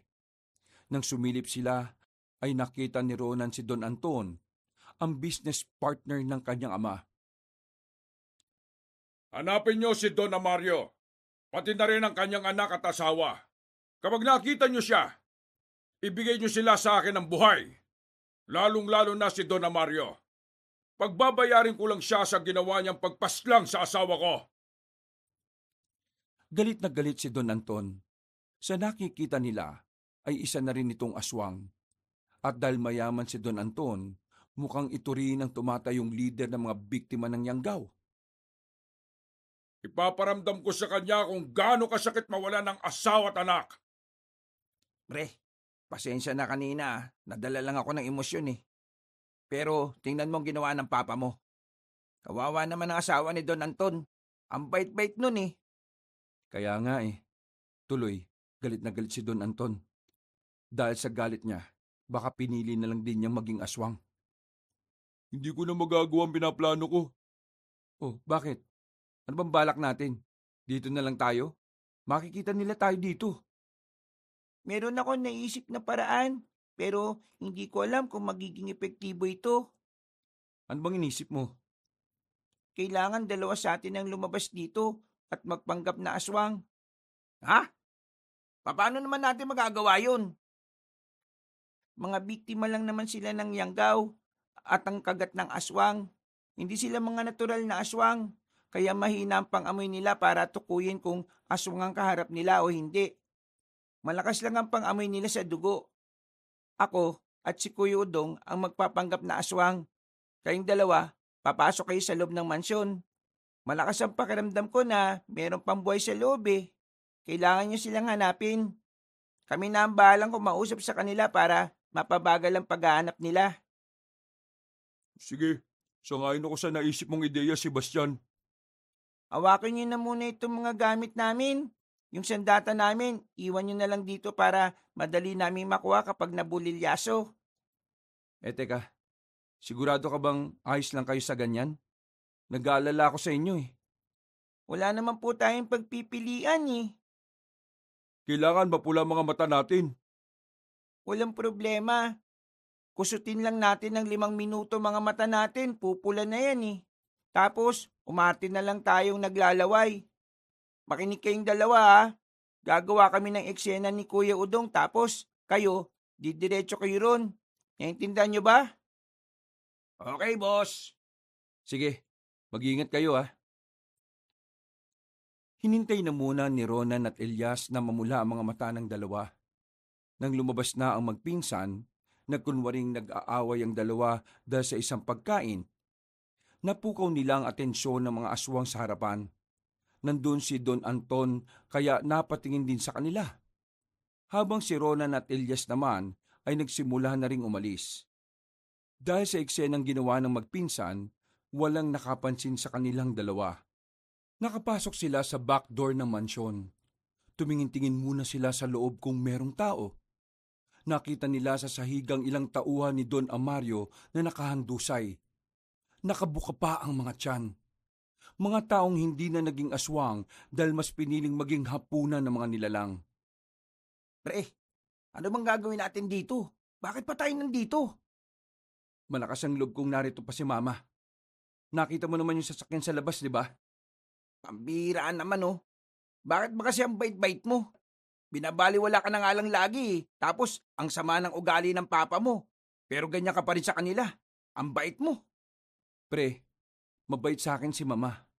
Wala lang talaga siyang oras sa akin. Kahit siya na lang iligtas natin. Tulungan mo naman ako. Ay nako. Basta si Doña Tanya lang ha. Kapag kasama ang papa mo, bahala ka na dyan. Matapos ang sandaling pag-uusap, umakyat na rin sila sa ikalawang palapag. Agad nilang tinungo ang silid ng mag-asawang Don at Donya. Pero pagbukas nila ng pinto, ay wala naman silang inabutan. Oh, wala. Tara na. Sandali, alam ko na kung nasan sila. Ay, pambihira naman oh. Tara na, sumunod ka sa akin. Sigurado ko naroon sila. Eh baka makita tayo ng mga aswang eh. Kulit mo talaga oh. Nauna nang naglakad si Ronan hanggang sa marating na nila ang isang silid na may mga nakadisplay na mga instrumento. Lumapit ang lalaki sa harapan ng isang malaking pader. Itong sikretong lugar ng mansyon. Malalaman mo na rin. May pinindot si Ronan sa pader. Mga ilang sandali lang, unti-unting bumakat ang hugis ng isang pinto. Namangha si Elias, pero agad na rin silang pumasok doon. Kung nandito naman pala sila, eh di sana hindi na lang natin sila kinuha. Iligtas naman pala sila rito oh. Paano ang pagkain nila? Mamamatay sila rito sa gutom.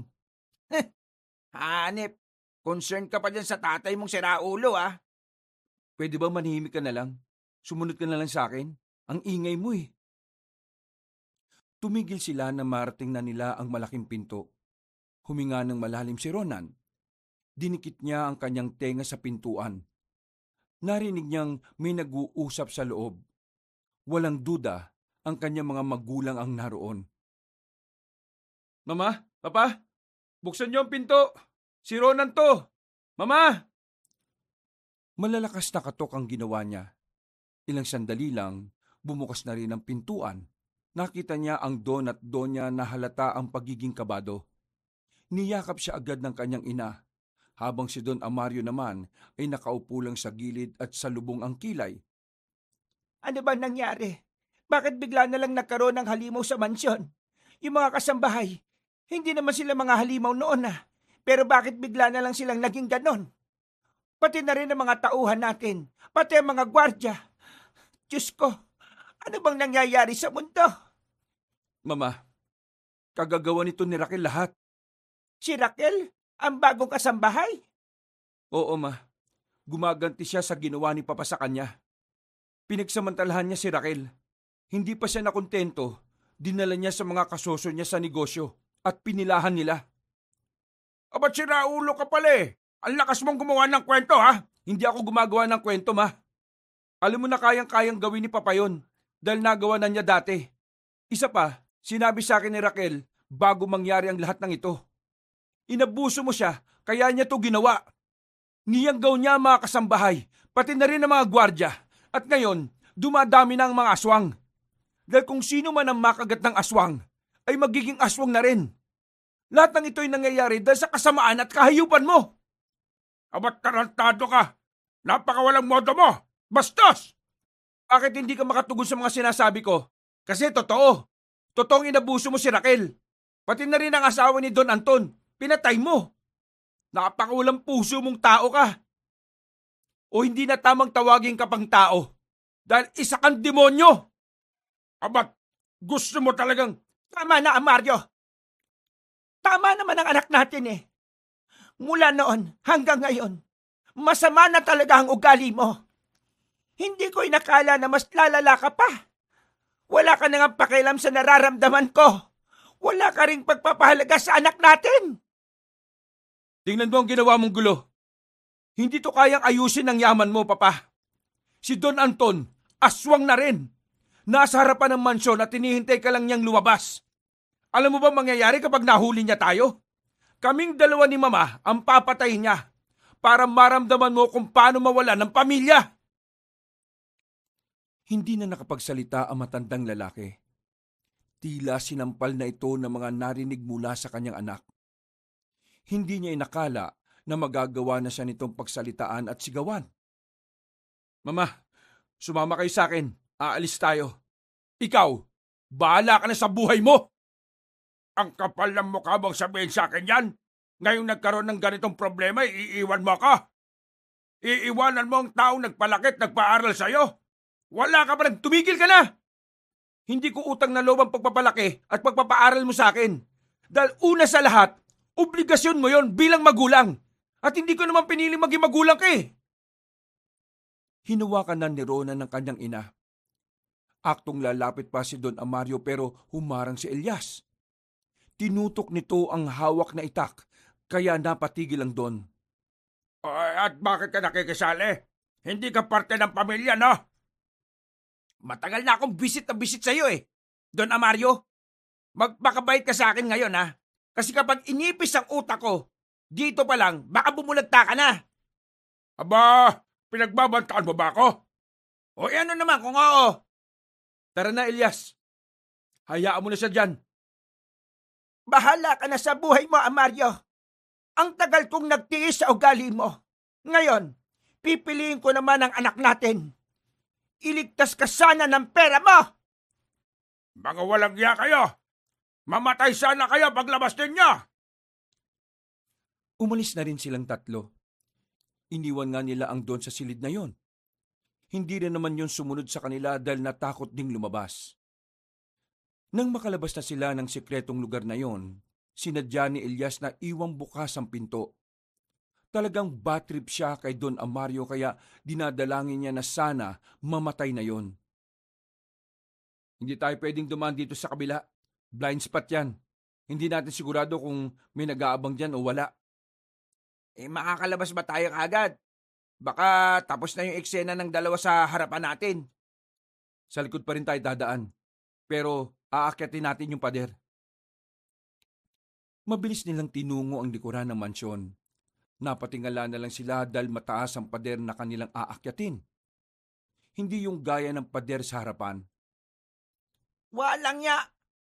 Ang taas nito yo. Sakto naman na may lubid sa loob ng bag na pinadala sa kanila ni Udong. Nakaisip agad ng paraan si Ronan. Isushoot ko tong lubid dun sa bakal. Tapos pre, ikaw ang maunang aakyat para maalalayan mo si mama pasunod sa'yo. Oy, sige. Walang problema. Inayos na ni Ronan ang lubid. Sa isang hagis niya lang ay sumapit na ang lubid na bakal. Hindi naman nagsayang ng pagkakataon si Ilyas. Agad itong umakyat. Kumapit ka lang na maigpit, ma. Nandito ako sa baba. Sasaluhin kita kapag nalaglag ka. Paano ka? Huwag niyo po akong intindihin. Kaya kong sumunod sa inyo. Ma, kailangan na natin magmadali, baka makita tayo ng mga aswang dito. Kumapit na si Doña Tanya sa lubid at buti lang din malakas ang pangangatawan ni Elias, kaya kinaya nitong iangat ang Donya. Bilisan mo pre. Habang kaya pa ng muscle ko. Agad na lumapit ang lalaki. Mabilis siyang nakaakyat dahil sa pinagsama nilang puwersa ni Elias. Nang makababa na sila sa pader, sandali na muna silang nagmasid. Madilim na kasi sa daanan nila dahil sa puno-puno at halamanan na yon. Hindi rin nila alam ang daan patungo sa kalsada. Sumunod kayo sa akin, pre. Paalalay naman si mama. Maigpit ang hawak ni Ronan sa itak. Marahan din silang naglalakad. Pero nakakalikha pa rin sila ng kaunting ingay dahil sa mga tuyong dahon na kanilang natatapakan. Pero hindi sila tumigil. Kailangan nilang makaalis doon dahil kung hindi, siguradong matutunto na sila ng mga aswang. Makalipas lang ang halos 5 minuto, natanaw na rin nila ang liwanag na nagmumula sa poste ng ilaw. Nasa kalsada na sila. Nakita nila ang harapan ng mansyon. Hindi nila matanaw roon ang magpinsang Udong at Sebastian. Yung magpinsan, paano sila? Dito na muna kayo, mama. Lalapit ako ron. Baliw ka ba? Kapag nakita ka ni Don Anton, matik, mababatrip yun sa'yo. Hindi natin malalaman kung ano nangyayari sa kanila kung walang lalapit doon. Ako na lang. Hindi naman ako kilala ni Don Anton eh. Kapag nakita ko kagad yung magpinsan, isasama ko kagad sila pabalik. Mag-iingat ka. Maraming salamat, Doña Tanya. Hindi ko inakala na medyo mabait din pala kayo.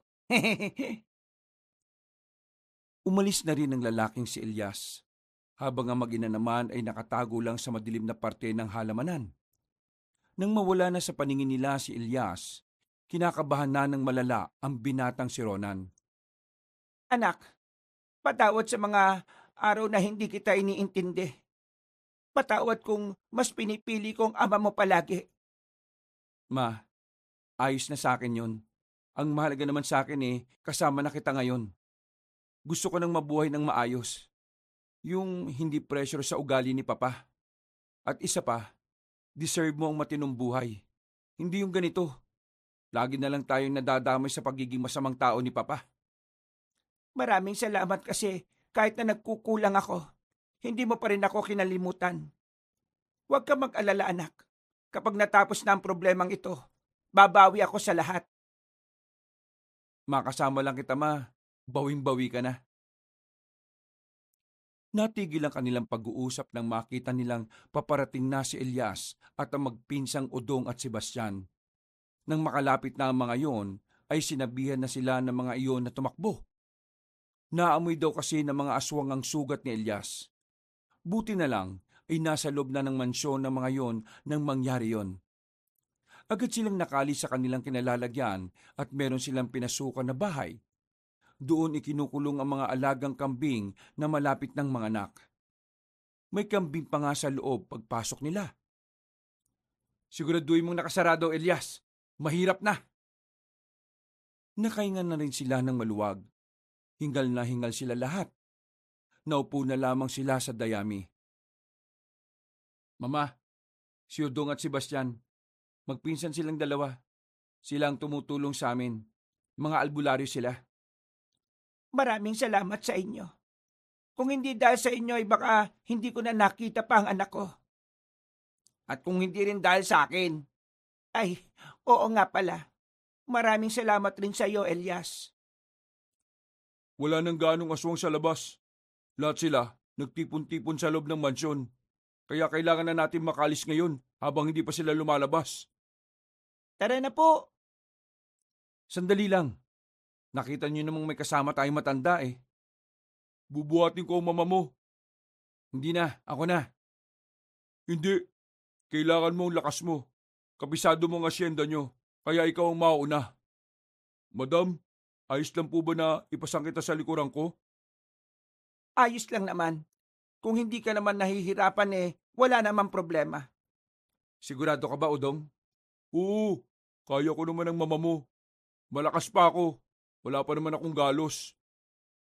Tama si Udong, pre. Total, inyo to. Alam mo kung saan mas magandang dumaan. Muli nilang binuksan ang pintuan. Sumilip si Elias sa labas. Nang masiguro nilang walang mga aswang, dali-dali na silang lumabas. Tumungo sila sa gate. Nang makarating na sila roon, agad silang pumasok sa sasakyan ng mga magulang ni Ronan.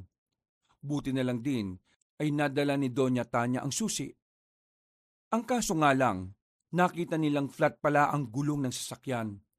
Hindi rin gumagana ang makina ng subukan nilang paandarin. Nako, ang malas naman oh. Lakarin na lang natin. Balikan natin yung sasakyan natin na iniwan natin sa gilid ng daan. Wala silang sinayang na sandali. Para silang mga natatarantang pusa. Habang tumatakbo sa kalsada, kinakabahan si Ronan noong mga sandaling yon. Kitang-kita kasi sila sa kalsada. At kung sakali mang may makasalubong silang aswang, mahihirapan sila dahil kasama nila si Doña Tanya. Bilis! Bilisan nyo!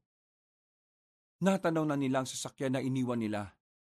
Papalapit na sana sila roon nang biglang lumabas ang babaeng si Raquel mula sa likuran ng sasakyan. Napatigil silang lahat. Humarang ang babae sa harapan ng sasakyan kaya hindi sila makalapit. Raquel? Kumusta ang buhay? Masaya bang maraming aswang nang nakapalibot sa mansyon? Kumusta si Don Amario? Gusto kong malaman kung nasa maayos lang ba siyang kalagayan. Si Papa lang naman ang gusto mong mapahamak, di ba? Bakit lahat kami dinadamay mo? Dahil lahat kayo, hinayaan lang na masanay ang lahat sa sistemang bulok. Kahit na meron naman kayong magagawa, nanatili kayong tikom. Ako na pong bahala sa isang ito. Bakit? Papatayin niyo ako? Makakaya niyo bang patayin ang reyna ng mga aswang? Reyna ng mga aswang? Oo, akong reyna ng mga aswang. Isa na rin akong aswang. Dahil ito lang ang nakikita kong paraan para wala nang makapigil sa mga gusto kong gawin. Kung ganun, ginawa rin pala niyang aswang ang sarili niya para mas maging malakas siya. Mag-iingat kayo, mas malakas ang aswang na punong-puno ng galit. Sandaling namayan niyang katahimikan. Umihip ang malakas na hangin at nakatitig lamang sa kanila ang babaeng si Raquel. Mga ilang sandali lang, nagbago na ito ng anyo. Akmang aatake na ito pero biglang gumitna ang batang si Sebastian. Kapangyarihan ng anting-anting, ipagkaloob mo sa akin! Hindi makapaniwala sila Ronan nang makita nilang tila umilaw ng asul ang mata ng bata. Maging ang babaeng si Raquel ay hindi rin yun inaasahan. Isa ka palang antingero, bubit ka? Pwes, uunahin kitang paslangin ngayon. Tumalon si Raquel palapit sa bata. Pero sa isang iglap lang, natamaan agad ni Sebastian ang dalaga sa dibdib. Dahilan para mapatigil ito sa pagkilos. Napasandal si Raquel sa sasakyan at tila naghahabol na ng hininga. Hindi ka naman natural na aswang kaya nagkamali ka sa inaakala mong malakas ka. Tapusin mo lang babaeng yan, bago pa yun makapaggasik ng kasamaan niya. Aamba na sana ang batang si Sebastian, pero biglang dumating ang ibang aswang. Kasama na ng mga yon si Don Anton na siyang tumatayong pinuno. Ikaw pala ang dahilan kung bakit kami naging aswang lahat, babae. Napalingon na sila nang maglakad si Don Anton palapit kay Raquel. Sa mga sandaling ito, maging ang magpinsan ay mababakasan na rin ang kaba sa kanilang mukha. Hindi na kasi biro ang bilang ng mga aswang. Parang hindi lang sa mansyon nagmumula ang mga yon. Nadamay na rin ang ibang kalapit na maliliit na barangay. Sino ka? Sino ako? Ako lang naman ang isa sa mga biktima ng kalokohan mo. At ngayon, ako na ang tumatayong pinuno ng mga aswang. Maraming salamat sa ginawa mo kasi pakiramdam ko, wala nang makakatapat sa akin. Pero galit pa rin ako sa iyo dahil sinira mo ang buhay naming lahat. Nagulat na lamang sila nang biglang hawakan ni Don Anton ang ulo ng dalaga. Walang pakundangan itong binali ang liig ng babae. Nabigla silang lahat sa kanilang nakita. Hindi sila makapaniwala na gagawin yon ni Don Anton. Matapos ang eksenang yon, sila naman ang pinagtuunan na matandang lalaki. Nakakakilabot ang itsura nito. Malayong malayo na ito sa Don Anton na nakilala nila. Doña Tanya, Ronan, mabuti naman at nandito kayong dalawa. Hindi na ako mahihirapang hanapin kayo. Si Don Mario na lang ang kulang para sa family reunion niya. Don Anton, huwag mong gawin ito. Hindi ganito ang pagkakakilala namin sa iyo. At anong dapat kong gawin? Hayaan na lang ang ginawa ng asawa mo sa asawa ko? Ano ko, tanga? Hindi ko palalagpasin ang ginawa niya. Pinatay niya ang asawa ko. Pagbabayarin ko siya sa ginawa niya. Gusto kong maramdaman din niya kung papaano mawalan ng asawa. At para mas masarap, isasabay ko sa iyo ang anak mong yan. Nagmamakawa ko sa iyo, Don Anton. Kung ano man ang problema niyong dalawa ni Mario, pwede bang kayo na lang ang umayos? Manahimik ka! Isa ka ba? Kahit na alam mong mali ang ginagawa ng asawa mo, wala ka man lang ginagawa. Sinubukan ko naman siyang sabihan, pero wala rin naman akong magawa. Siya ang nasusunod sa lahat. At kapag pinilit ko pa siya, ako naman ang masasaktan. Wala na akong pakialam sa mga sasabihin mo. Wala nang tamang dahilan para sa akin. Dahil ngayon, ang tanging tumatakbo sa isipan ko ay makaganti. Huwag niyo na pong sayangin ang laway niyo sa pakikipag-usap sa kanya. Hindi na siya makakaunawa. Mas nangingibabaw na sa utak niya kung paano mag-isip ang isang aswang. Ihandaan niyo na po ang mga sarili ninyo. Elias, pumasok kayo sa sasakyan kapag nagsimula na ang labanan, ha? Mauna na kayong umalis. Haharapin muna namin tong si Don Anton. Pero anak, Ma, wala na tayong ibang magagawa. Ito na lang. Makinig na lang kayo sa akin. Mga ilang sandali lang, nagsimula na rin kumilos sa mga aswang. Agad namang inatake ni Sebastian si Don Anton. Dahil dito, ay napalayo ang matandang lalaki sa sasakyan. Sinamantala na ni Elias ang pagkakataon. Inalalayan na niya si Doña Tanya papasok ng sasakyan. Walang ano-ano, pinandar na agad ni Elias ang kotse. Sinadya niyo lang palang palayuin ako sa sasakyan. Akala niyo ba makakatakas sa matandang yon? Hahabulin din sila ng mga bataan ko. kami po ang hanapin nyo. Kami ang nandito. Nagdikit-dikit silang tatlo. Sa mga sandaling yon, tumaas na naman ang lebel ng kaba ni Ronan. Naluluha siya sa dami ng aswang na nasa paligid. Pero nakita niyang kalmado lang ang magpinsan. Kaya naman sinubukan na lang din niyang pagkatiwalaan ng dalawa. Ako na po munang bahala sa marami, Kuya Udong. Kayong dalawa kay Don Anton. Maya-maya pa ay nagsimula na ring umatake ang mga aswang. May kung anong ibinulong ang batang si Sebastian sa hawak nitong anting-anting. Pagwasiwas nito ng itak, malakas na hangin ang nilikha nito. Tumama ang hangin na yun sa mga aswang. At sa isang iglap lang, bumulagta agad ang mga yon. Walang sinayang na pagkakataon si Sebastian. Inatake niya agad ang iba pang aswang. Hindi kasi siya pwedeng magsayang ng oras. Limitado lang ang paggamit ng anting-anting dahil masyado pa siyang bata. Ikinugulat ni Don Anton ang pinakita ng batang si Sebastian. Dahil dito, hindi nito naituon ng atensyon kay Ronan at Odong. Sinumantala naman ng dalawa ang pagkakataon. Agad nilang inatake si Don Anton. Tinamaan nila agad yon sa katawan. Pero matapos yon, ay agad namang tumalon si Don Anton palayo. Gigil na gigil tong tumingin sa kanila. Mga walang iya kayo! Magbabayad kayo sa ginawa ninyo! Habang mag-isang nakikipagbakbakan si Sebastian sa ibang aswang, umatake na rin sa kanila ang Don. Nahawakan agad nito si Udong sa leeg.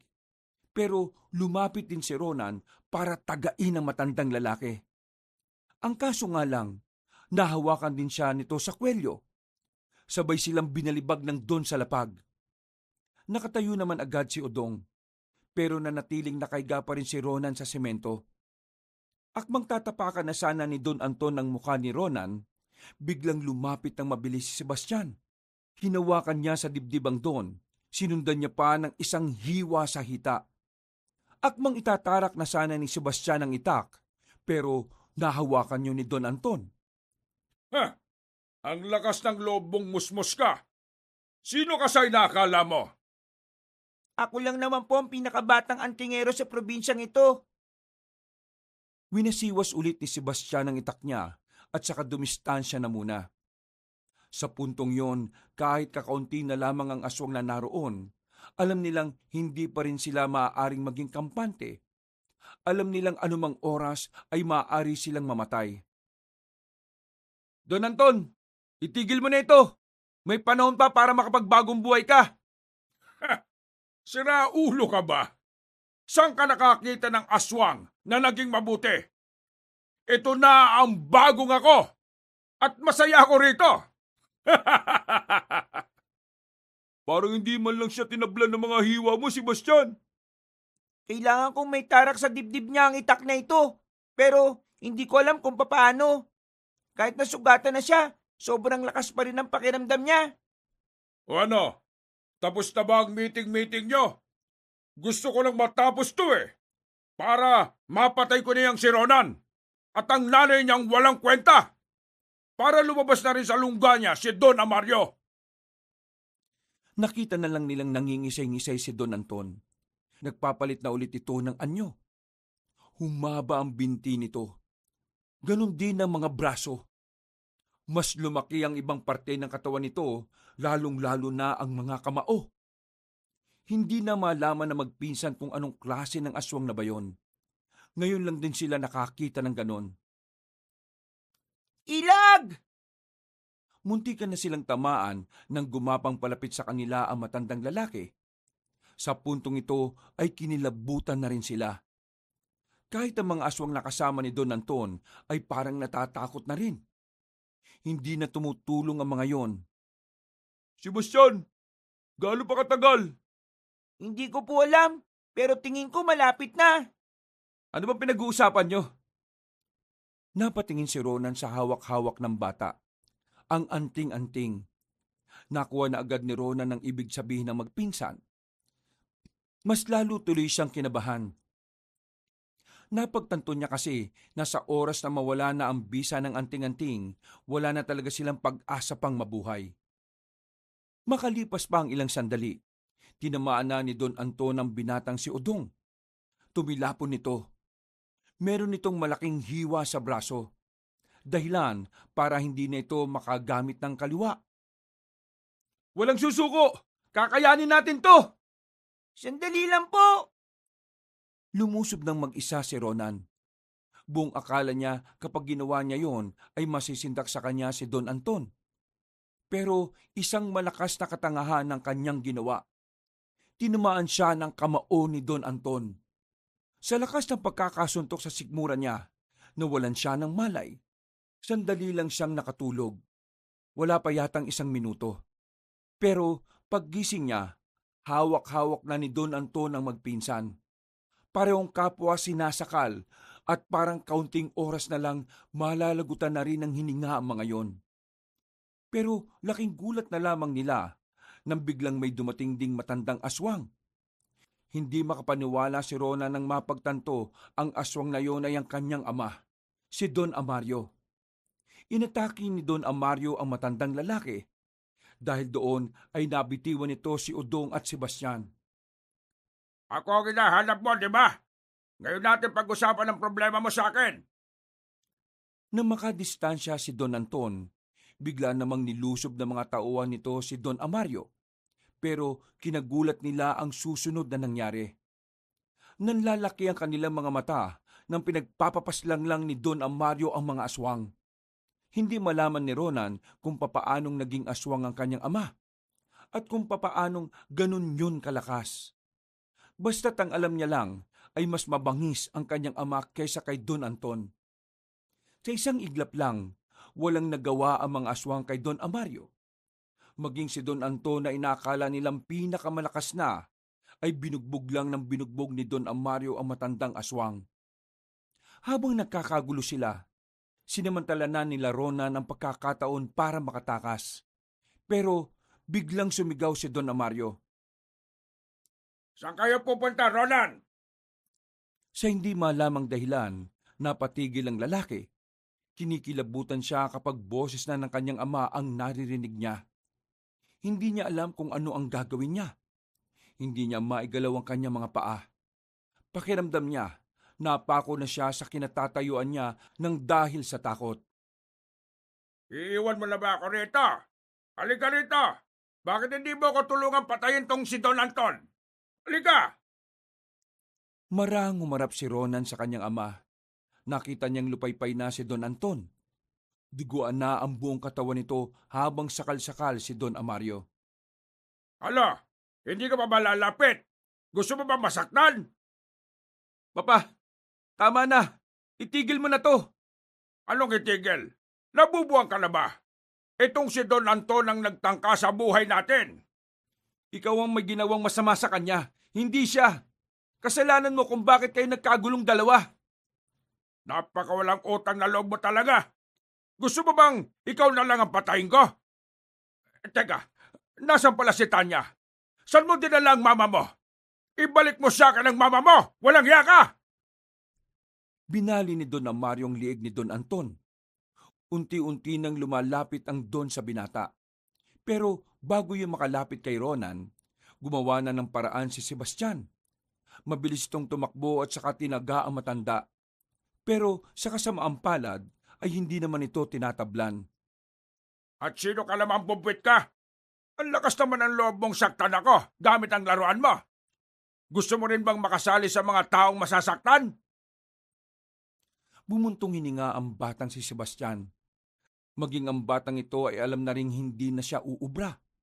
Hindi na kasi nito nararamdaman ang bisa ng anting-anting. Bagay na mas kinabahala niya. Samantala, humarap naman si Ronan kay Sebastian. Hindi nito hahayaang saktan ng matanda si Sebastian. Ako ang saktan mo! Wala sa kinalaman dito! Walang kinalaman pinagsasasabi mo. Walag ka ba? Hindi mo ba nakitang tinaga niya ako? Kahit na kailan talaga ang tanga-tanga mong tao ka. Wala ka nang kwentang negosyante. Wala ka pang kwentang anak. Pero mas wala kang kwentang ama at asawa. Anong pinagsasasabi mo? Buong buhay namin ni Mama, hindi namin naramdaman ang pagmamahal mo. Nabuhay ka lang kasi para sa sarili mo. Sakim, ganid, makasarili at walang iniisip, kundi ang sariling pagpapayaman. Mas hayop ka ba sa mga hayop? Sa pinagsasabing yun ni Ronan, ay tila unti-unti nang nagdalaiti ang kanyang ama. Hindi na nito namamalayan na nagbabago na pala ang anyo niya. Hanggang sa tuluyan na nga itong naging halimaw. Masyado ka ng matabil, Ronald. Oras na para ipaintindi ko sa iyo na nakakatakot ang kamatayan. Takbo na po kayo! Bago pa maiakbang ni Ronan ng kanyang paa, nagsimula ng gumapang ang kanyang ama. Mabilis si Don Amario. Kaya naman, agad itong nakalapit sa binata. Hinawakan nito ang paa ni Ronan at saka iniangat. Nakapatiwarik na ang binata. Ha! Inilayo mo sa akin si Tanya. Ikaw ang demonyo. Paano mo nagawang paghiwalayin ang dalawang taong nagmamahalan? Hindi po kayo nagmamahalan dahil si Mama lang naman ang may pagmamahal sa iyo. Pero ikaw, wala. Wala kang pagmamahal sa kanya. Hinigpitan ni Don Amario ang pagkakahawak sa kanyang binti. Ramdam na ramdam ng binata ang sakit. Pero hindi pa rin tumigil si Sebastian. Lumapit naman ito at sinubukan tagain ng matandang si Amario. Tinamaan niya ang Don sa bandang hita at puwet. Sa pagkakataong ito, nakita ng bata na naging epektibo yon. Pinagtatatraga ni Sebastian si Don Amario sa parting yon, hanggang sa mabitiwan na nga nito ang binatang si Ronan. Lumayo na kayo, bilis! Nakita nilang mas nanggigil ang matandang lalaki. Unti-unti itong nagbago ng anyo. Mas nakakatakot, mas nakakakilabot. Inubos mo ang pasensya kung bobwit ka! Umatake si Don Amario. Nadakma nito ang bata sa muka at saka inihagis papunta sa gilid. Tumama ang batang si Sebastian sa puno. Sa lakas ng pagkakatama, hindi agad ito nakabangon. Napilitan ng tumayo si Udong kahit iika-ika na rin ito at may tama na sa braso. Kinuha nito ulit ang itak at saka sinubukang makalapit kay Don Amario. Tatagay niya sana sa ulo ang aswang na yon, pero bigla itong humarap sa kanya. Hinambalo siya nito ng malakas na sampal. Agad ang bumulagta ang binata sa lapag. Sa lakas ng sampal ay nawalan ito ng malay. Si Ronan na lamang ang natitirang medyo matino ang kalagayan ng mga sandaling yon. Takot na takot siya habang pinagmamasdan ng kanyang ama na talagang nilamon na ng pagiging aswang. Kinuha ni Ronan ng itak sa gilid. Kahit na natatakot ay nilakasan na lamang niya ang loob. Tumingin-tingin siya sa paligid. Nagganap siya ng kaunting pag-asa pero wala. Nilayo mo sa akin si Tadya. Nilayo mo sa akin ang taong pinakamamahal ko. Kaya humanda ka sa akin. Ipapatikim ko sa iyo ang galit ng nawalan. Nagsimulang gumapang ang matandang aswang. Tumakbo naman si Ronan. Naisip niyang magpahabol na lamang para hindi na nito mapagbuntungan ang magpinsan. Nung mga sandaling yon, nakakatakbo pa siya ng medyo mabilis kahit na masakit ang isa niyang paa. Ang tanging nasa isip na lamang kasi niya noon ay mailayo ang mag-ina. Anong akala mo sa akin, tanga? Na basta-basta lang matatakasan ng isang kagaya mo? Nadapa si Ronan ng dahil na rin sa panghihina. Nasa harapan na niya si Don Amario. Naglalaway, nanlilisik ang mga mata at umaangil. Sa mga sandaling ito, naalala na niya lahat ng masasayang sandali nila mag-ina, pati na rin ang masasayang oras nila sa mansyon. Para bang namamaalam na siya habang iniisip ang mga bagay na yon. Nakita niyang naglabas na ng mahabang kuko ang kanyang ama. Sinyalis na yun na ang mitya ng kanyang buhay. Hanggang sa uling sandali, hindi mo talaga kaya maging mabuting ama. Kasi kahit na kailan, hindi naman kita tinuring na anak. Kasangkapan ka lang sa pagyaman ko. Marahang bumangon si Ronan. Haharapin niya ang ama kahit na yun na ang huling sandali niya. Tinuring kitang ama, kahit na wala kang kwentang tao. Akmang kakalmuti na siya ni Don Amario nang biglang makarinig sila ng malakas na busina ng sasakyan. Paglingon ni Don Amario sa likuran niya, paparating sina Elias. Humaharurot. Mabilis na tumalon si Ronan papunta sa gilid, habang si Don Amario naman ay nasagasaan.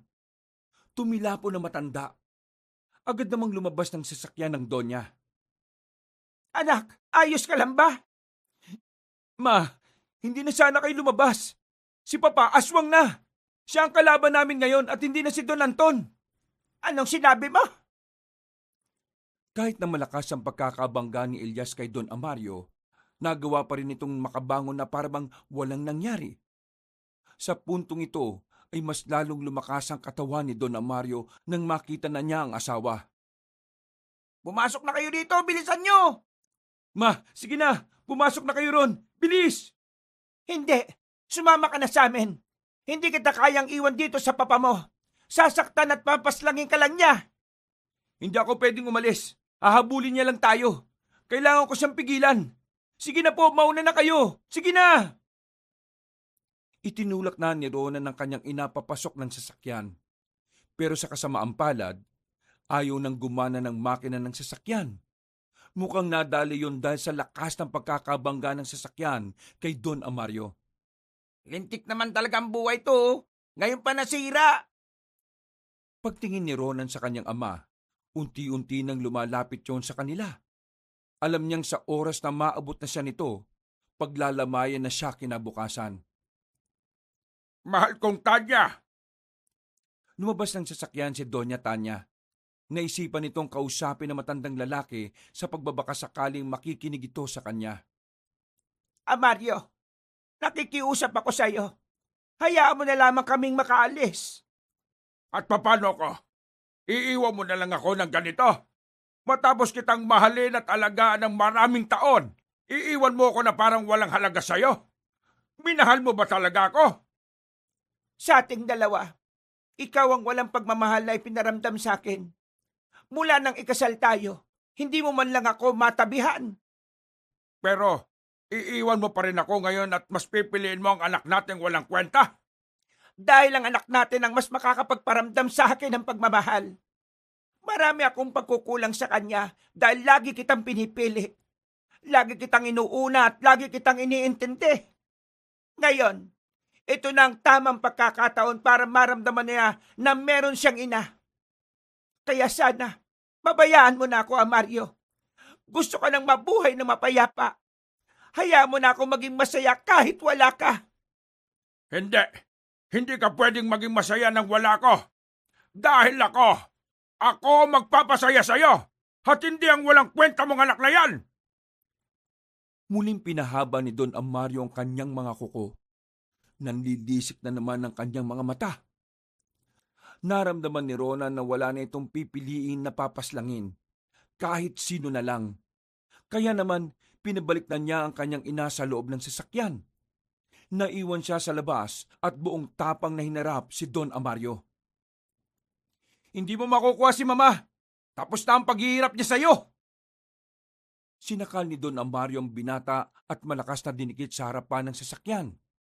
Nasa aktong itatarak na nito ang mahahaba nitong kuko, pero bigla na lamang lumitaw si Sebastian mula sa likuran.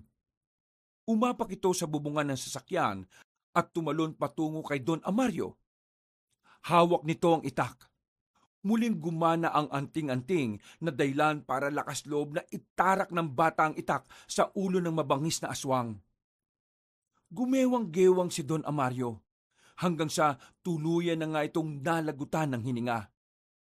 Sa puntong yon, saka na lumabas sila Elias nang masigurong wala ng buhay ang kanilang kalaban. Napayak na lamang si Doña Tanya kay Ronan. Nagawa nilang matalo ang mga aswang sa asyenda. Nakahinga na sila ng maluwag. Laking pasalamat din nila nang tumulong na rin pala ang ibang albularyo ng bawat kalapit na lugar. Hindi na kumalat pa ang mga aswang. Wala nang nakagat na iba dahil nilagas na rin ng mga albularyo. Para kay Ronan, yun na ang pinakamagandang hamon na hinarap nila. Pero buti na lang, sa tulong ng magpinsan, nalagpasan nila ang hamon na yon. Nakabalik sila sa normal na buhay ng kanyang ina. Pero hindi na sila bumalik sa mansyon. Mas binabuti nilang manirahan na lang sa ibang lugar. Natutunan ni Ronan sa mga karanasan nila na maging mabuti sa lahat ng tao. Anuman ang antas nito sa buhay.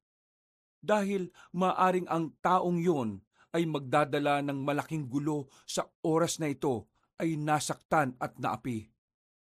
Sa ngayon, masayang namumuhay ang mag-ina sa isang malayong lugar. Walang nakakaalam. Tanging silang dalawa lamang ang magkasama. Masaya na sila sa ganoong klase ng buhay.